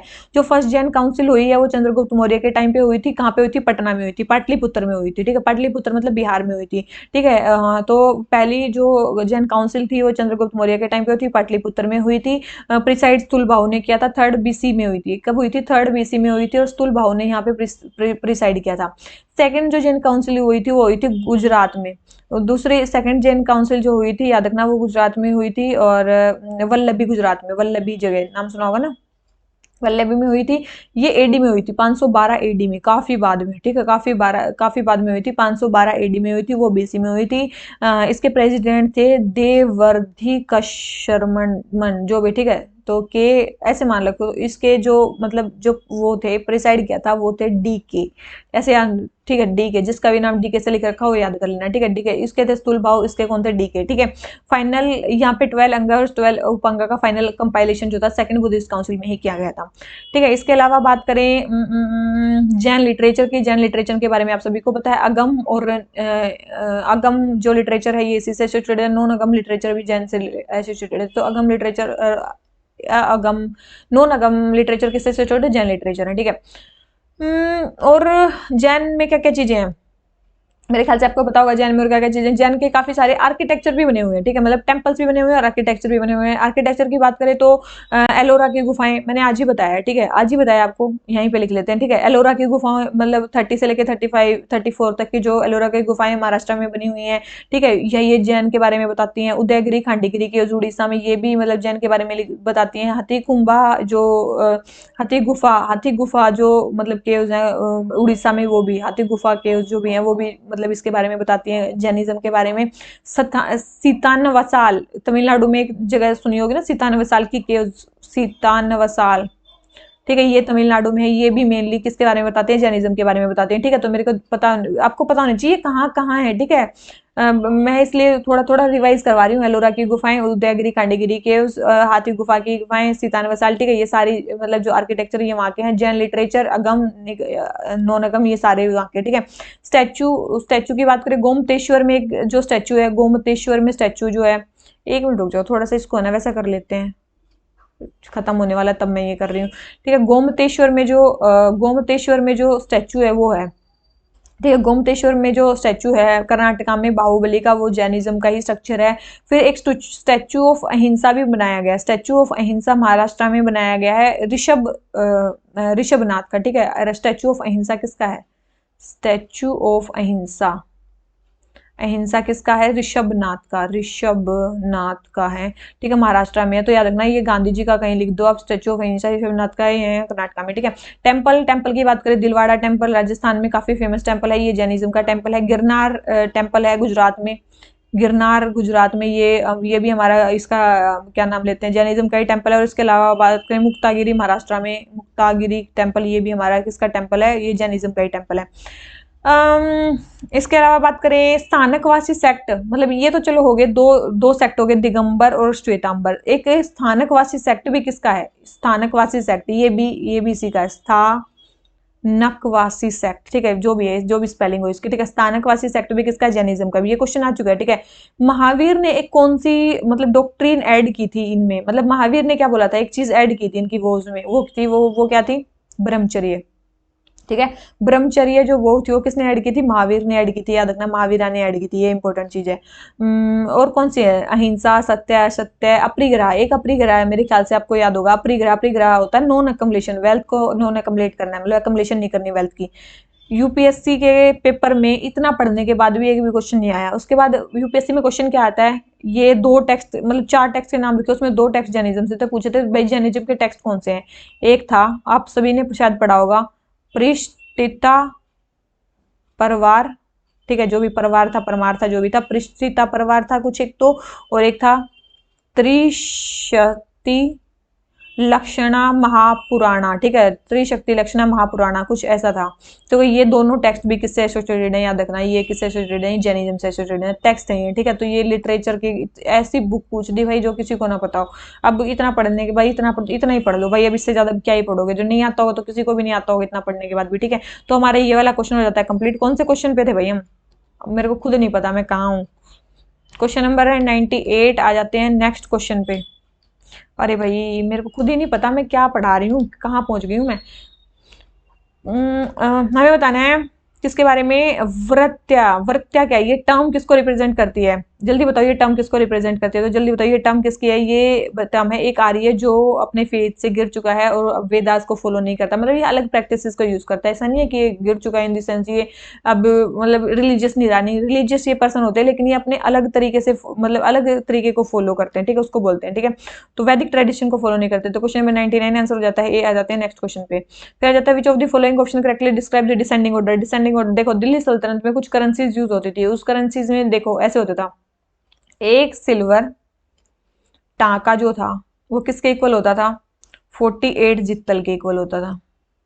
जो 48 जित्तल था वो 192 जो थे वो डांग्स के इक्वल होता था, और 192 डांग्स जो थे वो 480 दिरहम्स के इक्वल होता था। ठीक है, तो सबसे छोटी रैंक कौन सी हुई? दिरहम हुई, फिर होगी डांग होगी, फिर जितल होगी, और फिर सिल्वर टाका होगी। तो मेरे ख्याल से आपको समझ में आ गया होगा इसका आंसर क्या है। सबसे बड़ी है टाका। हमें किस ऑर्डर में बतानी है? हाईएस्ट से लोएस्ट। तो सबसे हाईएस्ट है टाका, सबसे हाईएस्ट है टाका, और दिरहम है सबसे लोएस्ट, और फिर है बीच में जितल। तो हमारा आंसर क्या हो गया? ए। ठीक है, मेरे ख्याल से समझ में आ गया होगा। इल्तुतमिश के टाइम पे स्टैंडर्डाइजेशन किया था कॉइन्स का। ठीक है, इल्तुतमिश के टाइम पे कॉइन्स का स्टैंडर्डाइजेशन किया गया था। और यार ये तो मैं यहाँ होंगी तो आपको दिख ही नहीं रहा होगा। ठीक है, तो जो भी है देखो, मैं क्या ही कैसे बताऊं, इधर हो जाऊं। ठीक है, 1 सिल्वर टाका, 48 जितल, 192 डांग्स, और 48 दिरम्स। ठीक है, ध्यान रखना इसको, ये है। तो यही है, तो इसमें इसने स्टैंडर्डाइजेशन को स्टार्ट किया था, और ये स्टैंडर्ड दिया था कि भाई ये इसके इक्वल होंगे। सबसे बड़ा होगा टांगा, फिर होगा जितल, फिर होगा ये डांग्स, और फिर होंगे दिरम्स। ठीक है, तो ये था हमारा स्टैंडर्डाइजेशन ऑफ कॉइन्स के बारे में। तो इसी नोट पे जो है आज के हमारे टोटल 100 क्वेश्चन कंप्लीट हो जाते हैं। आपको वीडियो अच्छी लगी हो तो लाइक कर लेना, चैनल को सब्सक्राइब कर लेना, अपने फ्रेंड्स में शेयर कर देना। और इसमें कुछ आपको भाई वैसा लगा हो मैंने कुछ गलत चीज बोल दी हो, क्योंकि बिल्कुल भी हिस्ट्री आज पढ़ाने का मूड मेरा था ही नहीं, लेकिन then also I have to do this. तो चलिए आज की वीडियो आज हम खत्म करते हैं। और हाँ, एक और चीज जो मैंने आपको बताई थी कि भाई जो हमारी नई सीरीज शुरू हो रही है रिवाइज सीरीज, उसके बारे में भी आप सोच सकते हो। उसमें भी क्वेश्चंस करवाए जाते हैं, बेसिक बुक्स कंप्लीट करवाई जाती हैं थ्रू क्वेश्चंस। ठीक है, ध्यान रखना इस चीज को। वहाँ पे भी आप ज्वाइन कर सकते हो, वो आपको मिलेगी ऐप पे। ऐप का लिंक आपको मिलेगा डिस्क्रिप्शन बॉक्स में। ठीक है, तो चलिए इसी नोट पे आज का लेक्चर खत्म करते हैं। Thank you very much, bye bye guys, thank you very much.